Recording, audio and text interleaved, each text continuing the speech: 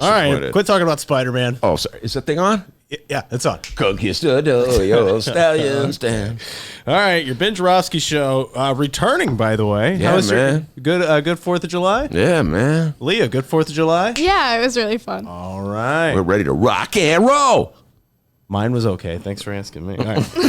All right, the Ben Joravsky Show. I only talk to you every day.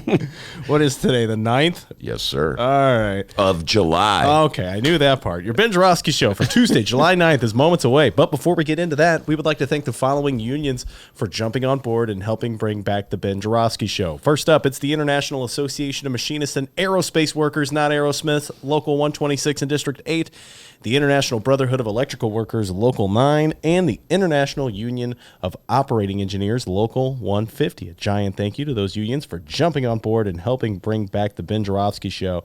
And of course, today's program is brought to you by our good friends at the Chicago Federation of Labor. The Ben Joravsky Show starts now.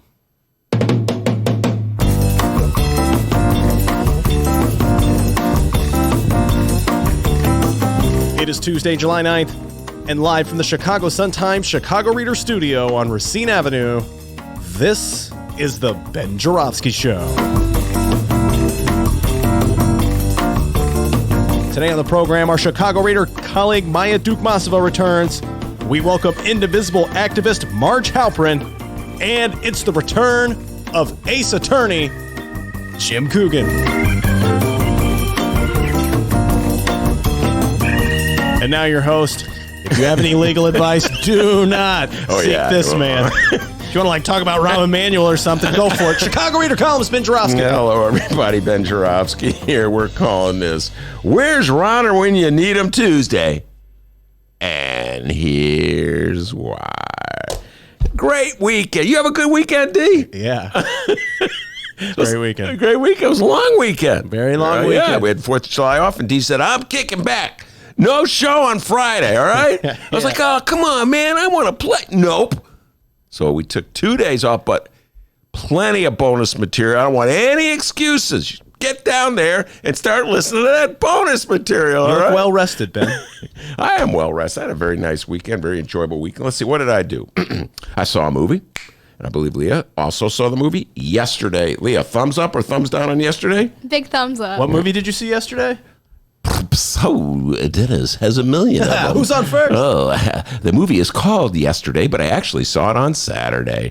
It's a movie about, let's just put it this way. If you like the Beatles, you're going to love the movie. You agree with that? Yeah, definitely. A lot of great music. A lot of great music because it's Beatles music, all right? If you don't like the Beatles, there's something wrong with you. And very enjoyable. Some of the critics are saying, oh, it's a romantic comedy. Huh. What did you guys expect?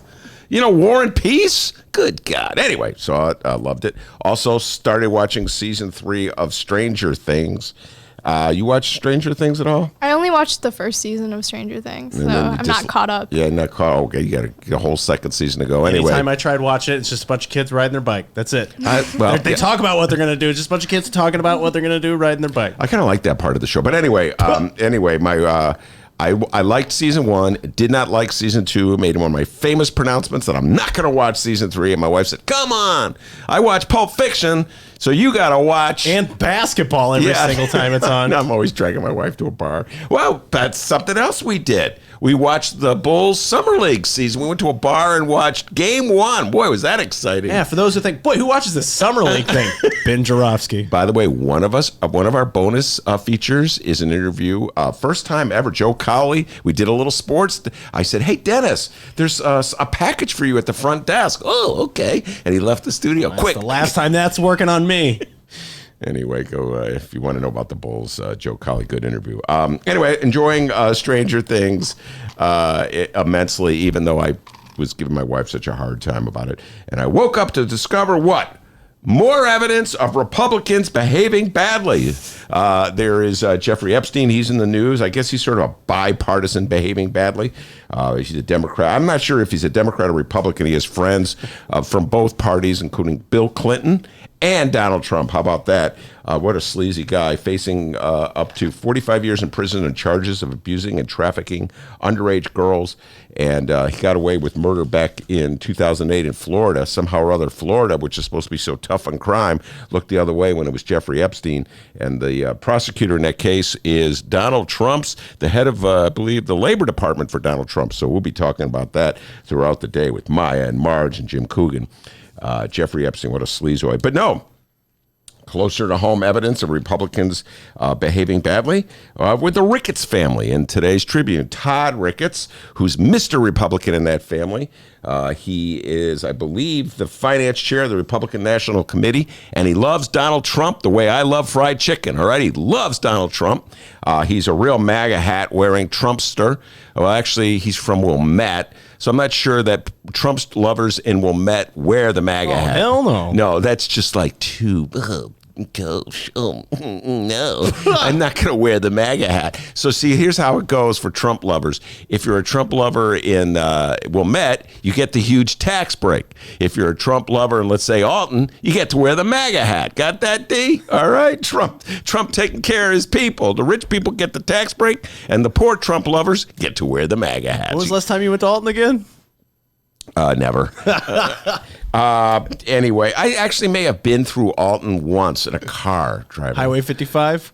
Can't remember the name of the highway. Come on, man. I'm above that, all right? I wasn't even driving. I was listening to the music. Anyway, what a scam. The Tribune wrote all about it. Got to give a shout-out to Hal Dardick, ace reporter for the Chicago Tribune. Come on, Tribune, give Dardick a raise. This is a good story. Cubs co-owners' property tax appeal under scrutiny. All right, now, folks, this is a scam of, this is just a magnificent scam that old boy Todd Ricketts apparently is running, allegedly running. And so to understand the scam, you need to know this. Your property taxes are, by and large, the creation of a tax rate multiplied by your property's value. Let's say if the tax rate's 10% and your home is valued at $100,000, then you spend, what's 10% of $100,000, Leah? $1,000. Give that girl a raise. That's right. You pay $1,000. So the lower your property is valued, the less you pay in taxes. Okay. So follow me on this. Well, let me just read you the lead. That wasn't right, actually. I think it's $10,000. You're right. You know, I wasn't even paying attention to the answer. That would be correct. 100. It would be 10% of $10,000. We're really good at podcasting, guys. Not math. So here's the lead. For nearly a And I don't even know if we're really good at podcasting. For nearly a decade, Chicago Cubs co-owner Todd Ricketts has lived in a 5,000 square foot North Shore house nestled on a meticulously landscaped lot, complete with a Japanese-style garden. It's a showcase Wilmette home, a short walk from Lake Michigan. But it's not the home that Ricketts, who is also a finance chair of the Republican National Committee, has been paying taxes on. Instead, records show Ricketts pays property taxes based on the value of the much older and smaller house that he tore down to make way for the new one, providing him with a huge discount, likely totaling tens of thousands of dollars over the year. One more time, folks. He owned House A, which is a small house. He tore it down and built a mega mansion, call it Mansion A. Only he never told the assessor, so he's paying taxes as though he's living in a small house, even though he's living in a mansion. How about those Ricketts, huh? Oh, if only they're so clever and diabolical in running the Cubs, maybe the Cubs wouldn't be so mediocre. Let's see what he has to say about it. I have to turn the page of the Tribune because they kind of have his explanation buried here on page 6. Here we go. Here is Todd Ricketts' official explanation. Oh, wait a minute. Ricketts declined to be interviewed and did not answer a list of questions the Tribune submitted via email. His spokesman issued a statement. How about that? He's got a spokesman. Quote, when Mr. Ricketts purchased property in Wilmette more than 10 years ago, he filed all the necessary paperwork to build a new home. Later, he retained a real estate attorney to assist with issues regarding his real estate taxes and assumed everyone involved had the correct information. If a mistake was made, he will work in good faith to fix it. Okay. All right. That's a great explanation. Oh, I didn't know. I made a mistake. I was unaware of that. Oh, boy. They probably hate the Tribune now. Anyway, in my effort to be fair, D, I got to remind everybody that Democrats have been caught at this game, too. How about that? Way to be fair. Way to be fair. All right. J.B. Pritzker, governor of the state of Illinois. I'm feeling very good about J.B. these days for legalizing weed and coming up with pushing for the fair tax. Anyway, slow it on those boats, buddy. Come on. I forgot about that. Yeah, he was cruising in Lake Geneva. By the way, we called it the wrong thing. Somebody, did you notice that our Facebook person corrected us? We called it Geneva Lake, and they go, it's Lake Geneva. Oh, wow. Hey, we love those listeners. All right, anyway. So J.B. Pritzker had his own property tax issues. You recall his mansion on the Gold Coast. He took the toilets out and then said that they should pay less in property taxes because the house was uninhabitable. Yeah, it's uninhabitable because you took the toilets out. We knew all about it because Bruce Rauner aired commercials day and night about Toiletgate. Remember that, D? Toiletgate, and he had the Pritzker plumbers. We had a lot of fun with that one for a long time back when we were at the other. I think it was called 2018 on the Ben Joravsky Show. We talked about it endlessly. So anyway, it's fair is fair, all right? But, hey, Bruce Rauner, it's awfully quiet on the Bruce Rauner front. We're talking about the Ricketts. Isn't that interesting? He was fired up about property tax scams when it was J.B. Pritzker. Doesn't have a thing to say when it's the head of the Republican Finance Committee doing it. That's the problem with Republicans, D. They're never around when you need them. We got a great show today, everybody. We have Maya coming in. Oh, yeah, Maya will be in here in about 15 minutes or so, talking all the local issues today. Actually, I think she also wants to talk some national issues. Maya Dukmasova of the Chicago Reader? Yeah. That's a podcaster. I just assumed that everybody knew who Maya was. She's a regular on every Tuesday in the Ben Joravsky Show. Marge Halpern will making her debut on the podcast. She was on the old show that we used to have. She's the head of Indivisible, or one of the leaders. Marge doesn't like it when I say she's the head, but she's one of the leaders of the Indivisible Chicago movement and was participating, very active in the 4th of July protests against Donald John Trump. I'll be talking to her about national issues, the upcoming campaigns, best strategy to beat Trump.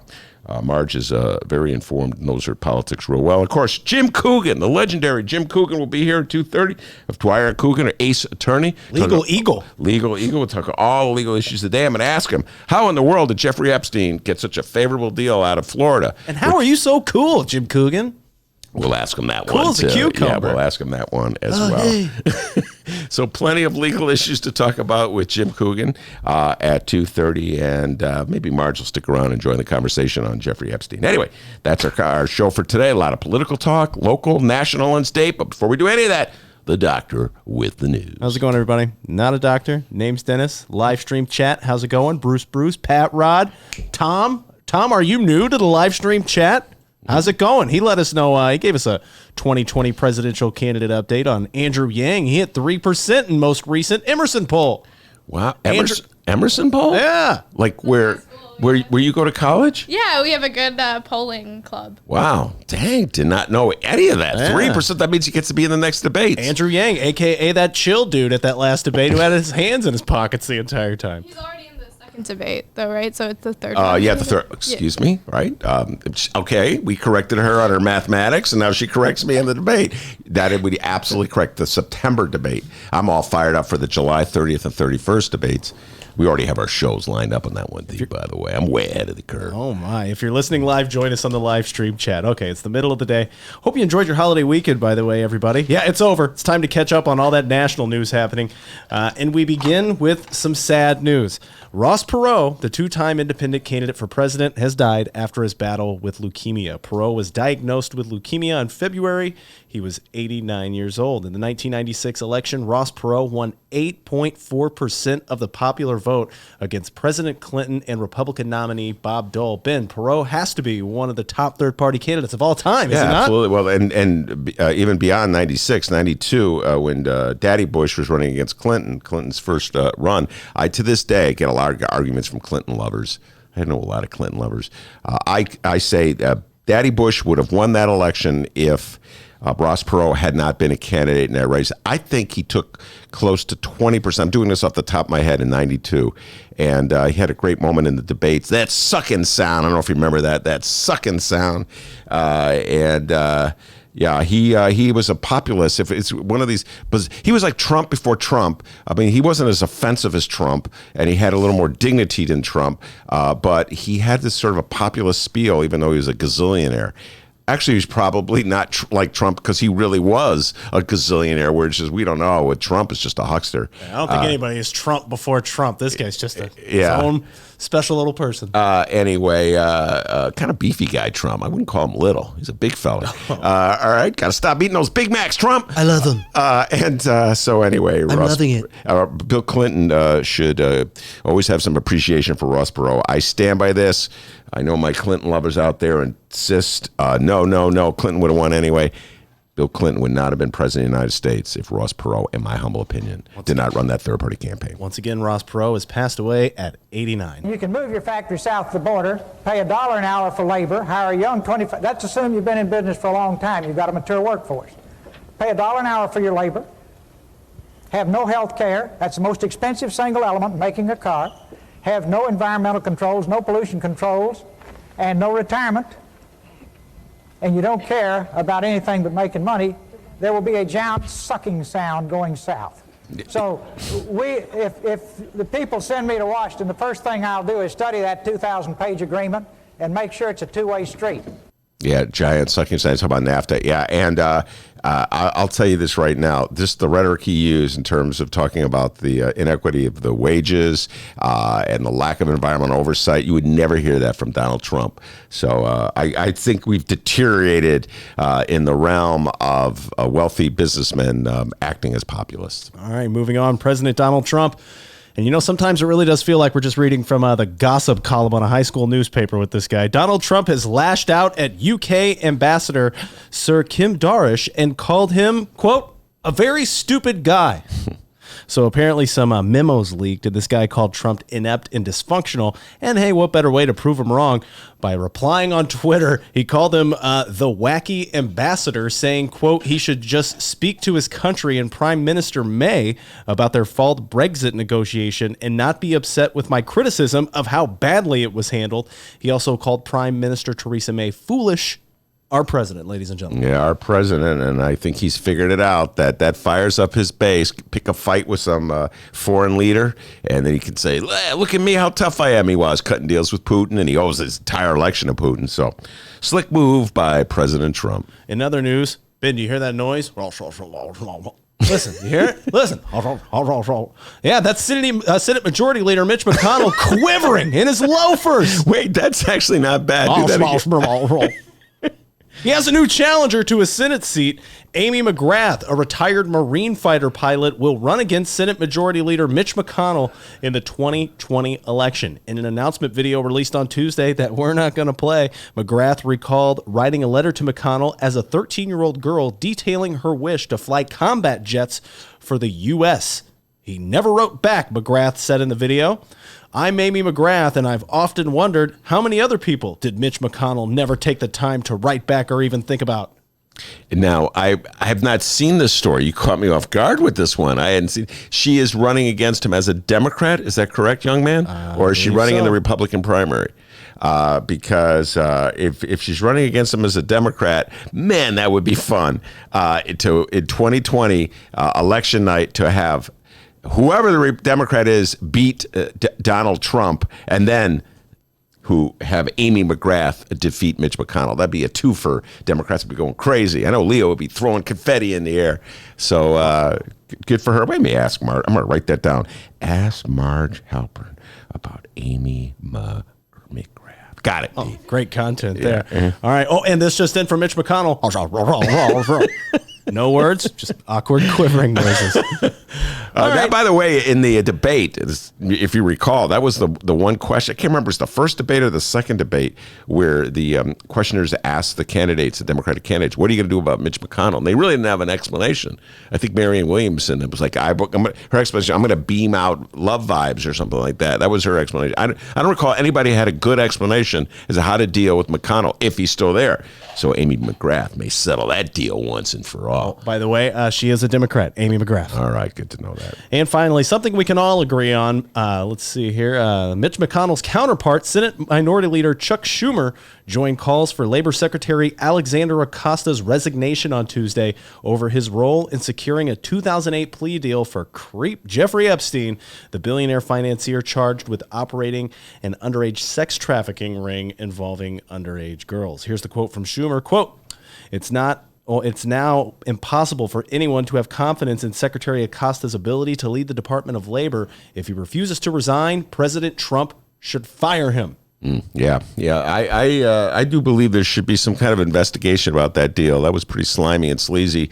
And again, both parties are implicated in it to a certain degree because Bill Clinton was pals with Jeffrey Epstein. So on the Ben Joravsky Show, we're fair, okay? We point these things out. Shame on you, Bill Clinton, for hanging around with a sleazoid like Jeffrey Epstein. But Donald Trump, man, you not only were hanging around with him, not only did you praise him in an interview, but your labor secretary Acosta was the prosecutor who signed on to that terrible deal. It's a disgrace across the board. I'm glad the feds are finally getting around to going after him and throw him in jail. That's where he belongs. Now, typically, this is the time where I would tell all of you to stick around, because coming up next, we're going to find out what's going on locally. We're going to find out what else is news. I'd play a little break and everything. But since there really isn't much pressing news to discuss in Chicago and or Illinois this afternoon, and tons of 2020 Democratic presidential candidate updates, we're going to keep talking national news. But first, we do have an Alderman Kerry Austin update. Remember, it was 3 weeks ago when Alderman Kerry Austin's ward office, what ward? Come on, 34th. He's a huge dork, guys. He knew that without even looking it up. It was 3 weeks ago when Alderman Kerry Austin's ward office was raided by the FBI. And just like the FBI raid of Alderman Ed Burke late last year, we now wait to find out exactly what the hell Kerry Austin did. Still no answer to that question, but thanks to the Chicago Sun-Times and the one and only Fran the Woe Man Spielman, we have now learned that an audit shows that Kerry Austin spent $352,629 more than the budget committee was allowed. That included Austin placing Chester Wilson, her 34th ward chief of staff, on the committee payroll at an annual salary. We've had a few days off. An annual salary of $118,440. Kerry Austin could not be reached for comment, but this next little factoid doesn't help her look too awesome. The only other committee to record significant overspending like Austin was the zoning committee, which was chaired by disgraced former alderman Danny Solis of the 25th Ward. Yeah, Danny Solis, I'm reading the Fran Spielman's story, exceeded his $400,000 budget by $48,000, about 12%. I love it when they do the percentages. I'm obsessive with percentages, too. I'm always doing percentages and stuff like that. The city council, we talked about this with Maya about a couple of weeks ago. We'll probably talk about it again today. The city council committee's structure is where they bury a lot of employees. That's why the aldermen swear their allegiance to Mayor Rahm. He put them in charge of a committee. Right there is some problem with that. He's the executive. They're the legislative. He shouldn't be picking the heads of committees. But anyway, he put them in charge of a committee. A committee gets a little extra budget to do whatever they're going to do, which generally means employ somebody and make sure that they do not in any way challenge Mayor Rahm on any issue. We'll see if that's changed under Lori Lightfoot, if they're be more vigorous in their oversight, etc.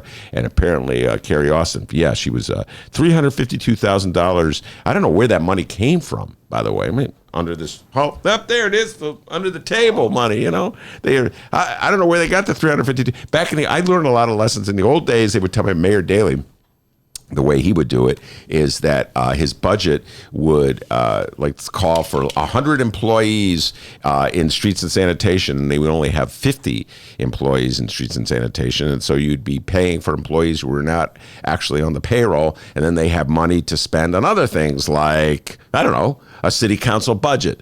So that's your tax dollars at play in the city of Chicago, everybody. All right, as Ben said, we do have Maya Dukmasova in the studio. You guys more than likely be talking about that a little later on. All right, Democratic presidential candidate update time. We had our first candidate drop out of the race while we were away, Ben. Our first Democratic candidate out is a guy who, really seemed to strike a nerve with you, Ben Joravsky, after their first debate. Yeah. It's this guy. I was 6 years old when a presidential candidate came to the California Democratic Convention and said, it's time to pass the torch to a new generation of Americans. That candidate was then Senator Joe Biden. He's still right today. If we're going to solve the issues of automation, pass the torch. California Senator Eric Swalwell is out of the race. Yeah, I was a fan of Eric Swalwell from the pass the torch thing. As an old geezer, I'm sympathetic to old geezers to a certain degree. But then he was like, pass. That was his whole thing. And then it was something annoying about him, even beyond being mean to old geezers. It was just when he interrupted, it was really annoying. They were all of them to a certain degree were annoying when they interrupted. But he was particularly annoying because he would always be interrupting to say, "You're old." That's what he was saying. So, I'm not really sad to see Eric Swalwell out of the race. And I'll tell you what, Biden looked like he was ready to smack him upside his head when he don't talk to me about that old stuff, Sonny. All right, I'll take that torch and stick it. Hey, Biden, watch. Get back to the kids' table. Get back to the kids' table. And I don't know about anybody else, but I will be watching, all right? Swalwell's out now. Which candidate has the wrinkliest suit in this thing? That dude had a wrinkly suit in the debate than the last one. I did not even notice. Oh, my God. Go back and watch it, man. You'll see it. It's crazy. All right, and so one candidate out. And we have actually another candidate joining the race here. One caught me off guard. Oh, yeah, it caught all of us off guard here. In fact, I can't find out where my news is. It caught me off guard here. All right, so Swalwell out now. We got drum roll. Billionaire environmental activist Tom Styer. He's formally launched his campaign for president, framing himself as, quote, an outsider who has, quote, led grassroots efforts that have taken on big corporations and won results for people. Styer made his bid official, like they all do, in an announcement video released on Tuesday. We're not playing it, but the video calls for eradicating the influence of corporations on U.S. politics. Yeah, Steyer's an interesting guy. I'm really surprised that he's running for president. I saw that he was thinking about it, and then you broke the news to me, D, when I walked in. Styer, of course, was funding the campaign to impeach Donald Trump. That was his big issue. And I thought that he would stay on the sidelines. I thought he announced about 6 or 7 months ago that he wasn't running for president, and that with Swalwell out, the game has changed. That all important. You're old, Joe Biden vote. He's going for that. Actually, Styer is more like my age, so he really can't advance the "You're old, Joe" campaign. But I'm a little surprised it isn't. And I don't know what the rules are in terms of getting into these next debates. Is it? I mean, I guess the same rules apply to him. If he has a certain number of contributions, and if he's over 2% in the polls or whatever it is, he's eligible to get in the debates. Because it's key, you got to get on that stage, Dean. It's so late in the game to be jumping in. So I'm not really quite sure what his road to victory is, but whatever. It's a free country. Man wants to run for president. Can't stop him. All right, we have a lot of 2020 presidential candidate updates where that came from, but we're going to put it on pause for now. The Joe Biden video from CNN is what I'm going to try and play it a little later on for everybody. Very interesting. He was talking about the interaction he had with Kamala Harris, and very interesting. It'd be great to hear everybody's take on that, but we're going to take a break now, so stick around, everybody. All right, very good. We have Maya sitting back. We're going to bring her on to talk about local politics, national politics, whatever's on her mind. And Dee, I just want to say one thing. What? Something that Eric Swalwell, it's Tom Styer, and Joe Biden all agree on. You did a great job. Give us a raise. Take it out of petty cash. Maya's sitting there. We'll bring her on when we return.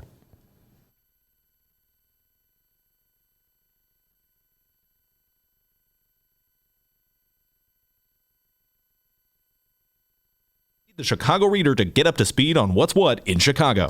Culture, food, arts and entertainment, weekly concert listings, weekly event listings, the environment, travel. I can continue, but you get the point. And for all of you Chicago political junkies, raw weekly columns on real city politics from Maya Dukmasova and our very own Ben Joravsky. The Chicago Reader, free to the public in newsstands throughout the city and online at chicagoreader.com. Read it now and be a more informed Chicagoan.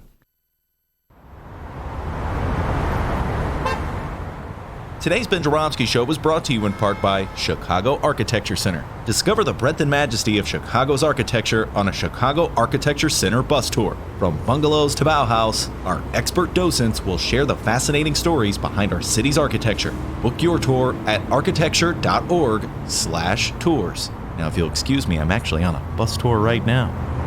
Oh my, look at that wonderful piece of architecture. Did you know that 40% of the people in Illinois opt to be cremated? Well, it's true. And Chicagoland Cremation Options honors their wishes by providing cremation services directly to the general public. Chicagoland Cremation Options provides an affordable, ethical, and easy cremation arrangement, whether in person or online. Save thousands and streamline the process by going directly to Chicagoland Cremation Options. It's a family-owned business operated by my good friend, Douglas Klein. Here's how you reach them. Chicagoland Cremation Options.com. One more time, Chicagoland landcremationoptions.com.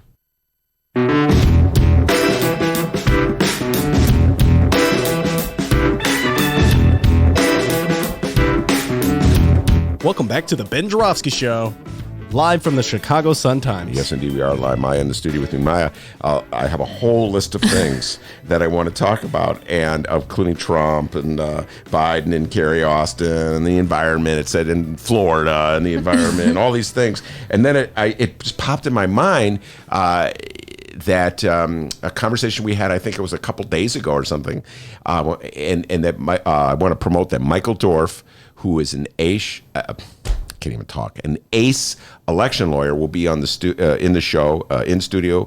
We'll do a bonus segment. He wrote a book about Sidney Yates, Congressman Sidney Yates, and I know that's not something you know a lot about, but he is, By the way, for those listening, Ben is saying that because I just told him before we got back on the mics that I don't know a lot about Sidney Yates. So it's not him assuming that I don't know anything about Sidney Yates. Yeah, I just feel like for my ladies out there, no, rest assured, this isn't just some casual sexism. Yeah, okay.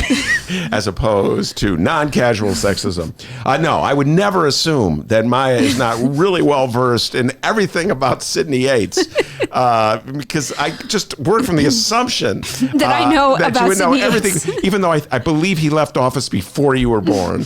But Sidney Yates is a legendary I strike a legendary. He was a North Side congressman. He was the congressman in the 9th Congressional District before Jan Schakowsky. When he retired, Jan Schakowsky was elected. She's been around forever now. Yeah, so I know about Jan. Yeah, you know about Jan. And so the before Jan, there was Sidney. Anyway, Dorff wrote a book about Sidney Yates. He worked for Sidney Yates. That's when I first met Michael Dorff, when he was working for Sidney Yates. He's going to be a guest. But you know Dorff in his current role because he was the election lawyer for the young feller who was running the 13th. Oh, for so many people, yeah. I met Michael Dorff in the bowels of the county building during the hearings that the election board was having about petition challenges for people trying to get on the ballot this last election cycle for alderman candidates. And he represented Dave Krupa, the 19-year-old kid challenging Marty Quinn in the 13th ward.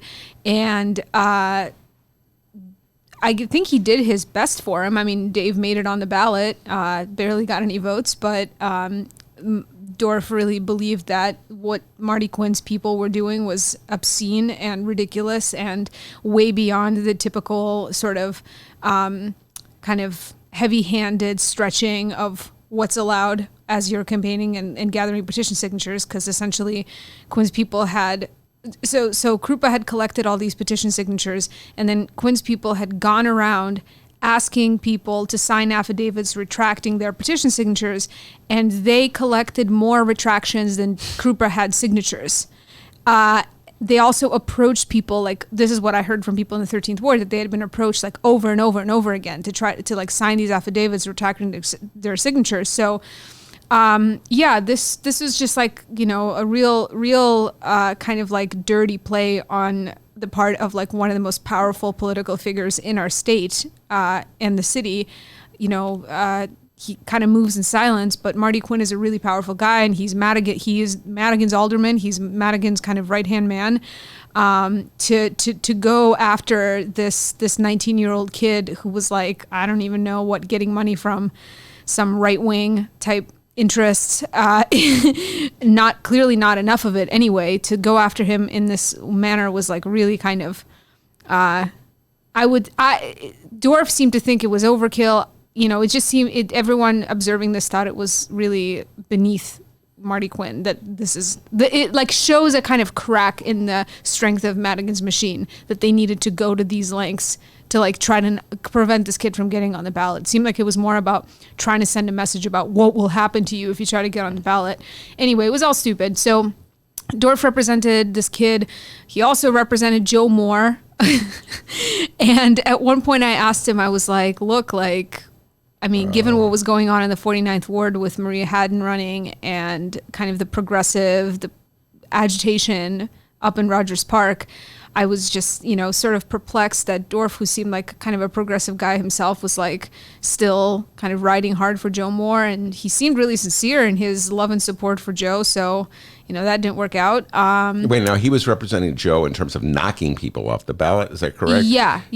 So this is election law in Chicago, everybody. On one hand, he is defending the baby alderman and candidate Kruppa from an attack from Madigan's forces. Yeah. So he's acting as a defense attorney, sort of. And then he's acting a bit as a prosecutor in leading Joe Moore's charges to knock potential opponents off the ballot. So that's how election lawyers swing in here. Yeah. They go either way. Yeah, but overall, he struck me as a very kind of knowledgeable and friendly guy who just it really enjoys the sort of gamesmanship of election law. So, yeah. It's a whole thing, and it's the interesting thing is that Sid Yates was your basic conventional Chicago liberal who went off to Congress. This is my favorite little themes here, Maya, and then just ignored local politics. So in other words, he wasn't going to get involved in primaries.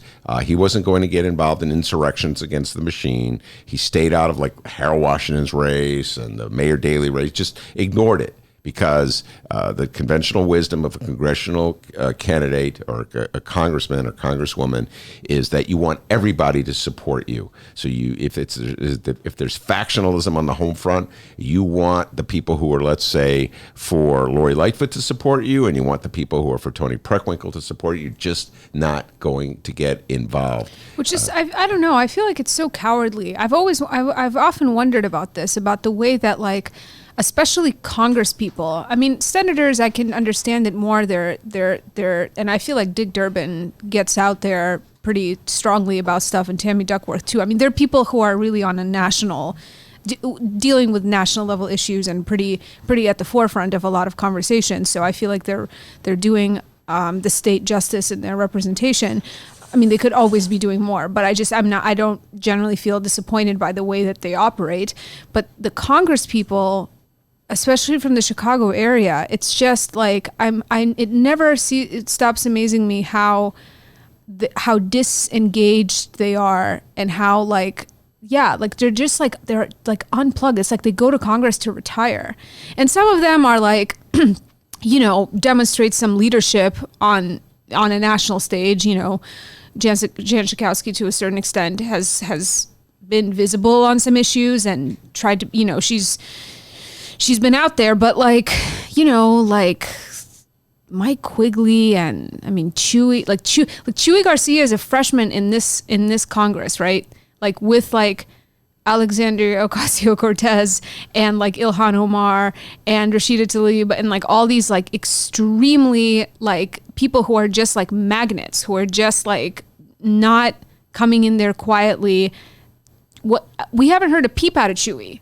Like, what is Chewy doing? And I mean, this is what everybody said when the crown was sort of passed from Luis Gutierrez to Chewy. It was just like, well, there he goes, like retiring in place, essentially, So yeah, I don't, again, like, I don't know much about Sid Yates, but if you seem to be describing the same sort of pattern. So I don't, why are we supposed to care about this guy? Well, Sid Yates, thanks for really helping me promote the Michael Dorff interview. But Sidney Yates was a champion of the arts. And in the 1980s, the role he played was to defend federal financing of arts. And this was in the age of protest artists who were really riling up the Republicans with artwork that they thought was anti-religious, anti-American, and that kind of thing. And Sidney Yates was sort of taking the First Amendment attitude about free expression, and that we should not punish artists for. It's so ironic that Republicans, who are such believers in the First Amendment and free expression, when they want to insult women or blacks or gays, etc., or want to make up stories about the Sandy Hook murders, they're big believers in First Amendment there. But when it comes to First Amendment and controversial artwork that is unflattering in terms of the way it depicts either America or the Catholic Church or what have you, they don't want that, then shut down the First Amendment. Anyway, Sidney Yates had a very important role on that front. So he used his position in Washington, I would argue, for he used his power and his position of authority through the committee structure in a positive way. And so in that way, he is a good example, I think. I think that to defend the committee structure that we have, where it's seniority, it's all seniority based, you need a congressperson who is actually willing to take a strong stand on, like a particular issue of importance that maybe, I don't know, that Donald Trump is trying to go after. And again, on immigration would be a classic case. So imagine a Chicago congressman or congresswoman who would be leading the charge against Donald Trump's immigration policy. Well, Luis Gutierrez was kind of that person. In his own flawed ways, but yeah, he was like vocal, he made himself known on these issues, and I guess he had enough clout to do that kind of thing. But he did that against Obama as well. Yeah. So anyway, maybe you should save this conversation with Michael Dorf. I was just thinking, because I don't know if Michael Dorf would. But the interesting thing about Michael Dorf, before I get to the issues of the day, is like as an election lawyer, he's one of those few election lawyers who will work against Michael Madigan. You know what I'm saying? Yeah. Like Michael Madigan. God, I'd love to see him and what's his name in a room. Who's Madigan's lawyer? I saw him Casper, the other day on the two train. Michaels. Yeah. Also wears bow ties. I'm gonna start wearing a bow. I'm gonna wear a bow tie. Oh, if you wear a bow tie, I quit. Bow tie wars. Bow ties and politics do not mix. You want me to laugh? Wear a bow tie. No, Dorf. All right, don't laugh at Dorf when he comes in here because he could be wearing a bow tie. Yeah. Right? Yeah. Okay. He wears nice bow ties, and Casper also wears bow ties. I feel like I saw him the other day I guess like about a week ago on the Red Line somewhere. Wasn't Casper representing Marty Quinn? Yeah, of course. Yeah, so it would be Casper versus Dorf, Yeah. bow tie versus bow tie. Yeah, it's true. All right, now let's move on. Something you said to me earlier today. You were talking about, in your humble opinion, the best way to beat Donald Trump. And I wrote this down. I want you to share this. Yeah, I was kind of pondering this over the last week or so. I started listening to this podcast called Eating for Free, which I cannot recommend enough to everybody out there. It's like kind of a newer, I guess it's been around for maybe like 18 months, but I just discovered it. But it's sort of very interesting. It's like a conversation between these two queer writers and journalists who just talk about sort of pop culture and just issues of the day, and analyze about all the ways in which like capitalism is insidiously operating through things as simple as like YouTube child celebrities and all this other stuff. But they they talk about politics a lot, and anyway, in one of the episodes I was listening to talked about how people that are like the Alex Jones, InfoWars, Sandy Hook conspiracy theory people are like sort of the same kind of people as like anti-vaxxers or like people who are, believe all kinds of crazy health claims that Gwyneth Paltrow was making with her like Goop, empire. Mm-hmm. That it's like, it's sort of like two ends of the same spectrum. And it got me thinking. It's like, there's this whole notion of like the paranoid style in American politics, this way in which that like American political life and elections are like animated by a sort of these like cultural attitudes that ebb and flow and kind of paranoia and fears that course through people. And this is again what Marianne Williamson was talking about on the debate stage of like the way that Donald Trump was harnessing people's fears. So, I thought to myself, like, in order to beat Trump, you need to have some kind of message that goes straight to the heart of this sort of like whatever is animating the like id coursing through like people as apparently divergent as like the Alex Jones conspiracy theorists and the like I don't know, millennials who are trying to heal their cancer with crystals. Like it's just like there's something similar that courses through all these different spheres of society where people are just like they're maybe low information voters. They may be in a principle fundamental way like animated by a lot of fears and misconceptions about the country. And whatever Trump was saying to, the broadcasting in the world appealed to a lot of people because it struck at this like deeper thing. So on the one hand, it's like, can somebody outdo Trump in terms of like harnessing whatever that like subconscious flow is, that whatever that specific type of paranoia is that's happening like in our country right now? It seems like a very tall order for anybody that's on the Democratic stage right now to successfully harness that, because it's like you have to like balance like anti-establishment, anti-authority, kind of authority views, a deep skepticism about the state, a deep distrust of the state for a lot of like good reasons, helplessness, again, like fear, white supremacy, like all of this stuff. Like it's a lot to harness and try to wield in support of like a different person.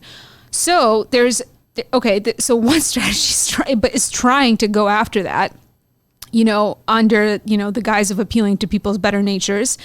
It's a really hard thing to do. Or like what we need is like a voter registration and get out the vote effort of absolutely historic proportions. Because like these people who are excited about voting right now and voting for Trump are like, they're probably in the minority in the country. Like most people do not care, aren't paying attention, don't have easy access to voting, aren't able to register, are actively getting suppressed from voting in all these different ways. And so like, that's really serious. And I think that like this, I don't know, it seems to me that the country would be better off if we got more people involved and engaged.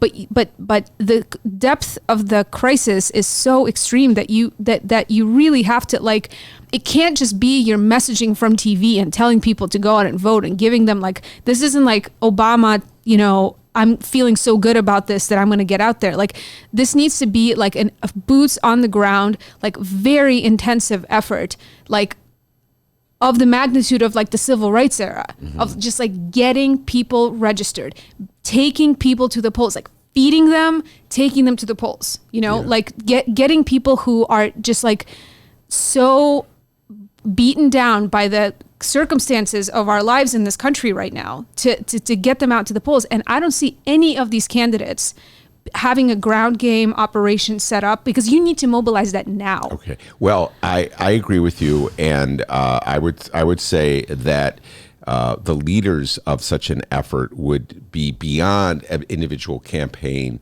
It would be the Democratic Party itself, Tom Perez's Democratic Party itself. And this gets back to the Michael Dorf election law lawyer. And you know me on this subject. This is one of my favorite themes. I've been writing about this for years at The Reader. Everything... I've spent so much of my time looking at the local level and then taking it national as opposed to the other way. Yeah. And so much of our efforts on the local level have been to stifle turnout, stifle democracy, deter people from voting, make it harder for them to vote. And in the national context, it's like child's play around here. Like it's so easy to vote here and get registered and do this thing here. Right. But the impact is much. Listen, they want to deter you from even running. Think about what you just said. Instead of just allowing this kid Krupa to run against him and get clobbered, which he would have gotten clobbered. He did get clobbered anyway. He would have got clobbered if they challenged him or not. Marty Quinn, Michael Madigan's chief political operative, that's what he is, he's also an alderman, decided to sick an election lawyer on him and trump up, no pun intended, a case against him that was so blatantly trumped up and ridiculous. And mobilize so many people to like build this sham case against him. So I think that's a step back from what you're talking about. That's deterring somebody from running. That's deterring from somebody from believing that you can win.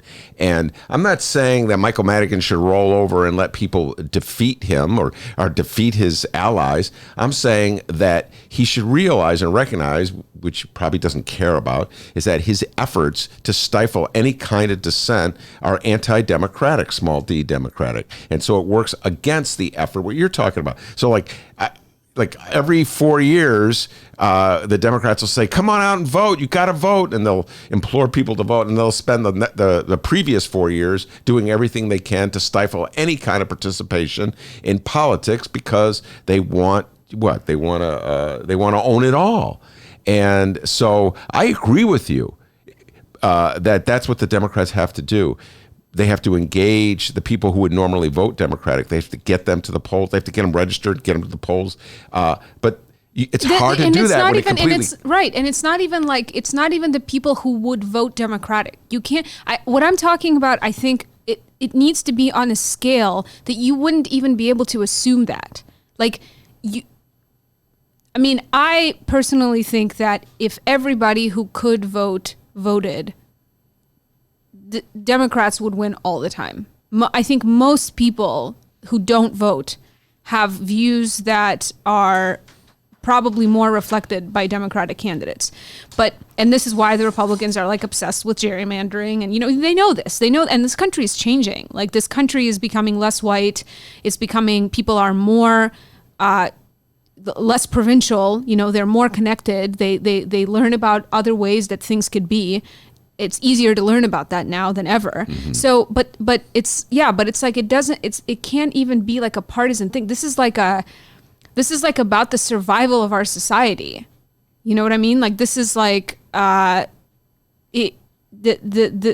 level of engagement there needs to be happening to register people to vote and get them to the polls and get them voting is like, there just needs to be like a massive amounts of resources dedicated to Absolutely. that. It's like, it's like literacy. It's like what socialist governments have done to bring literacy to societies once they've taken over. And this happened in the Soviet Union, this happened in Cuba, this happened in Venezuela. Whenever you've had these kind of socialist revolutions happen in societies where there's incredibly immense inequality between the rich and the poor. And the number one first problem is that people can't read. Yeah. So you have to the first, if you're going to transform a society, people have to be literate. So this is the same thing with voting. It's like yeah, it's like it doesn't even. It's like so transcends partisanship. Yeah, well, and the Democrats, again, this is not an easy thing because to take this sort of deep dive initiative that you're describing would require resources, an effort, but also just you have to overcome a mentality, a mental block that people have who don't feel as though there's any point in voting or don't want to register because they're worried about what would happen when they officially give their name and ID to the government. But they have a driver's license. You know what I mean? But they have there are plenty of people who, there's point. people that don't believe in paying their taxes or registering with the government and, quote unquote, sovereign citizens or whatever. Yes, people like that exist. But most people see that there's certain ways you have to engage with the state. Yeah. Well, I have to say this, that if I'm thinking of the message, and that started off with you talking about a message that would encourage people to get out and want to vote and want to participate. Right now, I say this all the time, and everybody who comes in here disagrees with me, and I'm sure you will too as well. Marge Halpern will probably roll in and disagree with me as well, but I'm convinced this more and more. It's just anti-Trump. When I talk to people out there who are even vaguely Democratic, even if they aren't registered, they hate Trump. They hate what it represents. No, I mean, and maybe here, I everywhere I go, if you're not with him, you're against him. Most people I know outside of Chicago who don't vote are, and I'm talking about places like really not coastal, kind of sophisticated, super educated types of environments. People agree with Trump on a lot of things. And a lot of that has to do oftentimes with people's family dynamics, what kind of mental concessions they've had to make in order to get along with their older relatives watching Fox News. People are actually, I think, a lot more forgiving of Trump than what we here in Chicago think. This is an unusual place. In much of the rest of the country, most people don't give a crap about voting, but I think a lot of people also are not that perturbed by Trump. I really think so. Well, like I said, pretty much everybody disagrees with me on this. But here's the other thing, though. Here's the other thing I want to say. I'll tell you that. This is something that was discussed on this week's episode of This American Life, and I thought it was interesting. I'd never thought about this before. But so in addition to having like the 25 Democratic candidates who are, trying to compete in this primary, there is also a Republican primary. And the assumption is that Trump is going to be the nominee, obviously. But there is at least one or two candidates on the Republican side, I guess, who are trying to primary him. And they had a I forgot who it was on This American Life that was getting interviewed about this, but it's like a Republican strategist who's like very, very much trying to unseat Trump. And the candidate he's supporting, like what history has shown is that like when you have an incumbent who gets primaried, the primary challenger never beats the incumbent for the nomination. Yeah. But every time that there's been a primary challenger, the opposite party has won. So it hurts the incumbent to have a primary challenger, even if that primary challenger doesn't win. Absolutely. So to be a primary challenger to an incumbent is sort of like this like sacrificial act. It's like you put yourself out there in order to not get anywhere, because it'll hurt the incumbent. Yeah. So this Republican strategist was saying that like, well, yes, okay, the number one goal is like, maybe we can actually get this nomination and for Trump not to be the Republican Party nominee. But they would settle for like a Democrat winning if they could bring down Trump with this like challenge from his own party. Yeah. And history has shown that it's happened every time, that it's worked every time.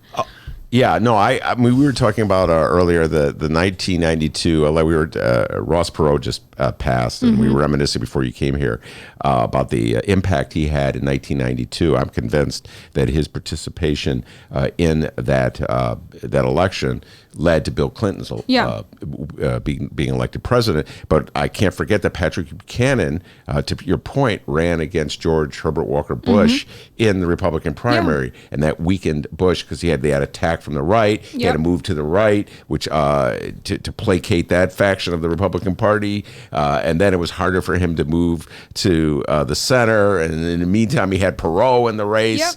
Yep. So your point. Same thing happened with Carter. Yes, look, good memory. That was way before your time. But Ted Kennedy ran. I read some books. Yeah, I read about it in a book. I read about it in a magazine. Sorry, that's a song. That's a valid point. Well, listen, everybody tells me the same thing that you just told me. We got Marge Hubbard sitting here. We're going to bring her on a little while, and she'll tell me the same thing. You need more than anti-Trump to win. And the Democrats are going to have to concoct some message to sort of, rally their supporters and reach out and convert.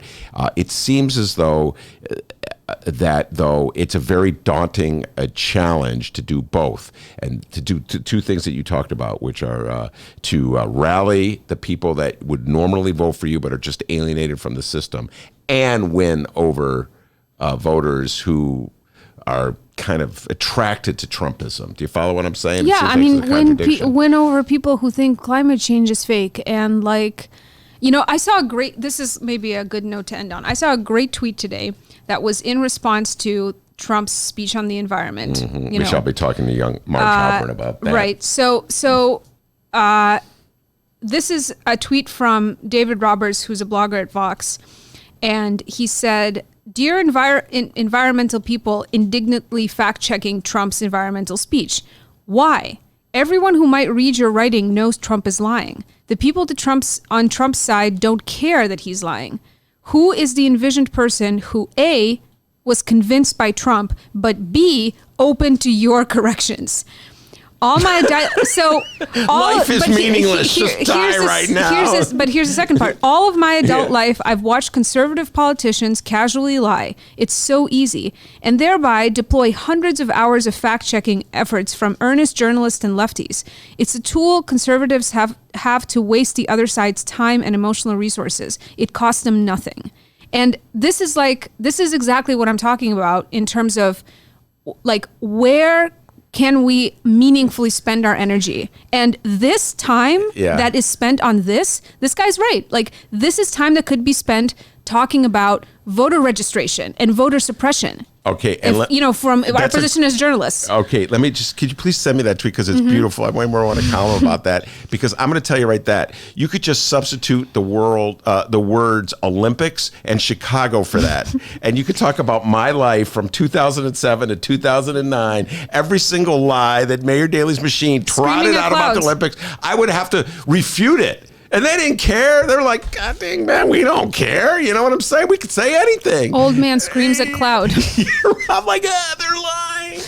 Anyway, it's tough, man. It's hard when you want to tell the truth to beat a liar. That is for certain. Maya, thanks so much for coming on. Every Tuesday she's here. Marge Halpern is sitting on deck. We're going to bring her on, continue this political discussion when we return. Hey, everybody. What you're about to hear are the piano stylings of Jeff Manuel. Man, listen to Jeff go. Jeff Manuel has been playing piano around Chicago for years. He's played for conventions, for celebrities, played in basement bars with blues bands. He's played at prestigious social clubs, fine restaurants, and in the intimacy of private homes. Book Jeff Manuel at jeffemanuelpianist.com. Don't worry, I'll spell his name at the end of this commercial. You know what Chicago Magazine said? They said that Jeff Manuel is, quote, as comfortable with Chopin as he is with Cole Porter. He's excellent and his performance is joyous. He offers an elegant stream of compositions and interpretations that entertains the mind but won't hurt the ears. To hear more of Jeff Manuel's work and to book Jeff for your next event, go to jeffemanuelpianist.com. I'm going to spell it out for you, people. Jeff. M as in Mary, A, N as in Nancy, UELPIANIST.com. Take it away, Jeff Manuel.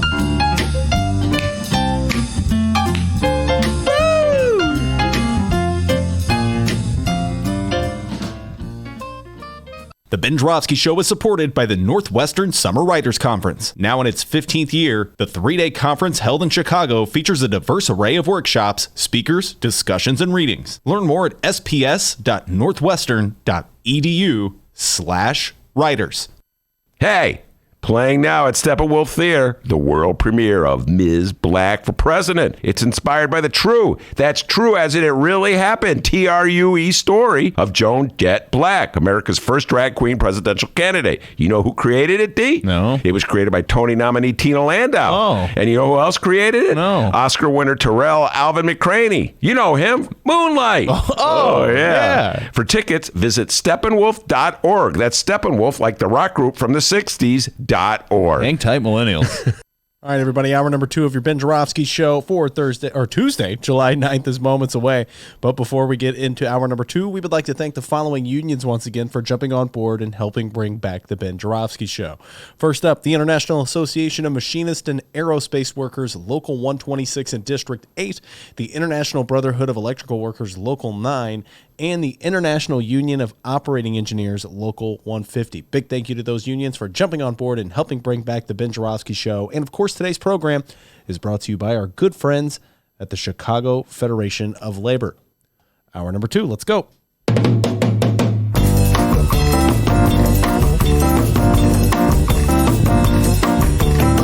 It is Tuesday, July 9th, and live from the Chicago Sun-Times Chicago Reader Studio on Racine Avenue, this is the Ben Joravsky Show.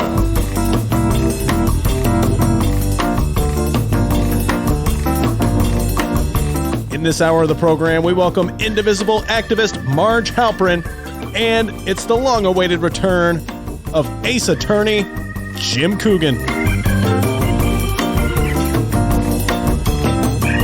And now your host, also the long-awaited return. We've been away for vacation. Chicago Reader columnist Ben Joravsky. Yes, indeed. We're away basking in the sunlight. We're back to business right now. We're talking politics. Maya has left the building, but Marge Halpern has stepped in. And of course, folks are going, wait, Marge Halpern? Oh, yeah, she was on the radio, and she used to be do public relations for the city and the Board of Education, et cetera, et cetera. The latest stage of her life, she's been fighting a good fight against Donald John Trump as a leading activist in Indivisible Chicago. And so, Marge, first of all, thanks for coming to the show. I appreciate it. Thank you. And I should say still WGN TV Morning News Democratic Analyst. That is correct. So she has many hats that she wears. But today we're going to, we'll probably keep all those hats on, talk about, follow up on the conversation we had with Maya, the general conversation about what Democrats can do to defeat Donald John Trump. It seems very frustrating at this particular moment. And Maya left with that very cynical tweet that she read. But before we do that, a couple updates of what's Indivisible's got ahead in terms of activism and what just went down. Talk about what happened just on the 4th of July. There were some protests here in the city. So updates and reporting. Yes, we are 100% focused on this Saturday, July 13th, 11 a.m. at Daley Plaza. We return about a year later from the huge rally we had last summer against immigration policy. We rallied last summer horrified that families would be separated at the border. Well, that was nothing, right? I mean, I don't mean that, of course. But compared to what we have today, it's 10 times worse. We could not imagine it getting worse. But of course it is. They're separating families, losing children, detaining children beyond the limit that the courts allow, and well, they're not supposed to detain children at all. Separating families, taking children from parents because they fail to present the documentation that somehow satisfies Border Patrol, losing children, they can never be reunited again. Horrific. We are kidnapping children at the border, and what are we going to do about it? We're going to rally. 11 a.m. Saturday, join us. We have more than a rally. At the rally, we're going to announce a very important action that we think will really help put the brakes on these raids by ICE, but we're not going to announce until Sunday. You have to come to the rally to find out. Follow us on social media at Indivisible Shy, and we'll have the details over the weekend if you can't join us, but it's important to have a turnout. All right, one more time, the times. 11 a.m., Daley Plaza, Saturday, July 13th. Got it. July 13th. Yeah, I got confused. That's what you said Sunday, but Saturday, July. No, I said Saturday. Yeah. And I do want to stress, Indivisible is helping with the logistics, but this is being organized by a coalition of 40 different organizations. The organizations that work on the ground in the impacted communities are taking the lead. They're developing the program and the speaker list and putting forward the voices of people who are really impacted on a daily basis by these threats. We think the ICE raids are coming. I know that that sounds like a movie title. But totally serious. Trump has threatened this. He put it off over the 4th of July, realizing that even for him the optics would not be good. But they're coming back, and we have information that indicate they're coming back soon, and families need to be protected. So there are a lot of things you can do to help. Come to the rally. Look us up. We have an event on Facebook. Go to Indivisible Chicago on Facebook or follow us on Twitter, and we'll lead you to all the details you need to help these families who every day are threatened. Now, there's a growing cynicism, it seems, a pessimism, if you will. Many people, many observers, I hear it. I mean, I encounter it all the time. I'm not going to name their names, but many of them are on this show. And one of the things, one of the pessimistic claims that they make is that rallies don't work anymore. And people are just a fatalistic attitude that seems to be seeping in at this moment in time, Marge, almost like you can't beat them. You can't beat. I've heard this from too many Democrats. Why are rallies still important in your humble opinion? For a lot of reasons. I disagree that we can't. We have rallies, and Trump responds when they are big. We had 60,000, that's 60,000 people in Daley Plaza spilling out 2 blocks in every direction. The largest rally in the country and a series of rallies. And after those that day was over, a weekend full of rallies around the country, Trump did back off. He's moved up again, but we're not going to do nothing. You do nothing, and you know you won't change anything. But beyond that, when you go to these rallies, there are like-minded people. You make connections. You build the coalition. Look, the work isn't, part of the work is the rally, but the real work is for 2020. And if people don't stand up, get counted, make the connections, we're not going to have the army that we need on the ground for 2020. So this is part of a long view. I will not be depressed or demoralized by the day-to-day news because we have a lot of work to do. I'll tell you, with the best news of the day is that Amy McGrath is going to run against Mitch McConnell. Yes, let's talk about that. I've been waiting for Yeah. her to jump in, Yeah. and I am going to Kentucky. It's not that far. We can get there, and it's not that big a state. How many of us have to show up, knock on doors? Look, the last weekend in 2018, the last weekend of that election, we, Indivisible, as a coalition, knocked on 20,000 doors over 4 days for Sean Casten and Lauren Underwood, and look how that turned out. It won't be that hard for us to make a move into Kentucky and support those who are working on the ground. And if folks want to get involved, what do they have to do to get in touch? Maybe they want to go knock on doors. Maybe they want to make phone calls. I hope they do.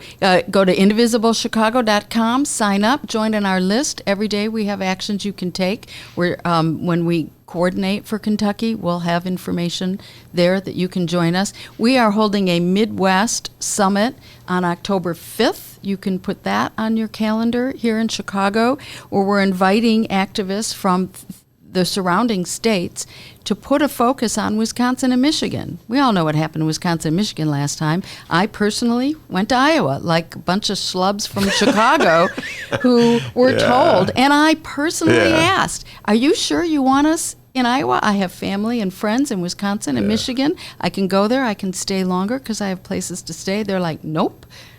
Hillary campaign wants everybody from Chicago to move to Iowa. I knocked on doors. In that first hour, I knew we were in trouble because they weren't with us. A GOTV list was not with us. So we're not going to just leave it to some master strategist. We're on the ground, we're grassroots, and we're going to form a coalition with the surrounding states, figure out what all the states near us need, but we're focusing our energy on Michigan and Wisconsin for the 2020 race, and we're not waiting for the primary. We can be out there now, start talking to voters. That's what we did for Casten, and it made a difference. All right, I'll talk about Casten when we get into the environmental part of this interview. That's on my mind. Trump's environmental speech. What a joke. Anyway, but let's go back to something that Amaya was talking about, and I'd love to get your thoughts on it. The message that the Democratic Party should be conveying to fight Trump's message. Do you think that there's something very specific or precise the Democrats should be articulating? Well, there's several things we can be saying. I'm not going to claim to have the silver bullet message. If I did, I'd be selling it to a candidate. But I don't. No, I'm joking. I'm not selling anything right now. You'd be offering it to the candidate. She'd be freely giving it to the candidate. Doing what I can for free. That's my life now. But no, I think there's several things. First of all, we stand for true American values. And I think there are a lot of people who understand that and want to be reminded and galvanized, just as going to the rally is galvanizing. I think forming the coalition behind true values. Look, we've been pushed farther and farther to the right so long that I say only half in jest that Ronald Reagan might identify more with our party today than with his former Republican Party. We keep moving left, and I get that he's not going to go as far left as I do, but he's certainly more of a Clinton. We say Reagan Republicans. I think Reagan would be a Clinton Democrat today. I really don't have any doubt about that. That party is not speaking to many because we've moved so far to the right that we don't know where the center is. I'd like the center to be left of center. And that gets to that argument, about should the real progressives stand down and let Biden just sort of keep business as usual, to which I, as you will guess, say no. Let's talk about that. That's a tangent within this tangent. But what do you mean by no? What is it about Bidenism, if there's such a thing exists, that causes you to say no? Well, what I said before, I'm tired of being pushed to the right and calling that center. I don't think it is. Look, we've had this echo chamber, right? So Biden, everyone says if Biden announced he's going to be in the lead, if Biden announced he's the most electable, finally he's, okay, friends, I'm here. And everybody's like, see, he is most electable. He's going to be leading in the polls. And then the polls say, who do you think, you're going to go for? And people say, well, I think Biden most electable. That's what I hear. And then the pundits come back, and myself excluded, and say, because she is a pundit. I don't want to be sometimes. derogatory about, but they come back and say, look, the polls show we were right. He is most electable. Yeah. Well, so step out of the echo chamber, look at the issues, what you were talking about before, and some of Maya's advice. What are the things we don't have to, just like the environment speech, we don't have to spend all our time correcting Trump. I think we're pretty clear on what level he rises to, and we need to be the contrast, and that ain't that hard either. All right, well, let's get to the environmental speech. The article that I read, I think it was in the New York Times, talk about cynicism. I mean, people say, Ben, you're cynical when you come to covering Chicago politics. It's nothing compared to Republicans and their attitude toward America. So the article talked about the pollster for the Republicans. What's his last name? Luntz? Is that how he pronounced it? Well, whatever his name is. He's a big-time pollster for the Republicans, and he did some polling on the issue of the environment. He came to the Trump White House, and he made the following pronouncement. Donald, you can win this election on the environment. Most people who are really worried about climate change will never vote for you in a million years, but there's a great number of voters who are barely paying attention, and they just want, I'm not making this stuff up, Marge, they just want some kind of reassurance that you care about this issue. And so he gave this environmental speech where he talked about how things have he applied what he usually says about crowds at his rally to the environment. We are make the environment greater again, that kind of thing. Our air is cleaner than it's ever been. Yeah. And that's We're fixing the mess that Obama made of the environment. So, and their attitude is, well, that's it. We just won Florida. The water is coming over the shore in Florida, right? But all you got to do is give that speech. Just won Florida. One of the most cynical things, Marge, I've seen in a long time. So how accurate do you think their cynicism is when it comes to the American public on I don't think it's going to get them enough of what they need. I mean, I think he's got his base. He's always had his base. Is it 30 to 40% on any given day? I don't think this is going to push him to 51. I don't see how it would.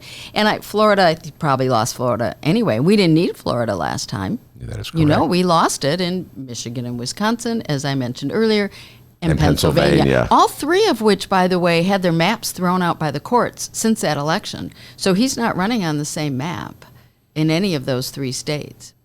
And we, as activists, as I said, are going to be on the ground. Wait, now how would that impact a presidential election? Well, they're not. The congressional maps you're talking about? Yeah, in terms of the Electoral College. Well, if he won the state, he still wins the state, but that's a different. Do you understand what I'm saying? Yeah. No, I do. So I don't know. I guess you could say if the Republicans feel like they're going to get a hold, more Republicans may show up. They think they're going to win the congressional districts, but yes, and I think that drives the activists on the ground. I do have an answer to that question. All right, okay. So it seems to me, in terms of the environment, Donald Trump it has a very mixed message.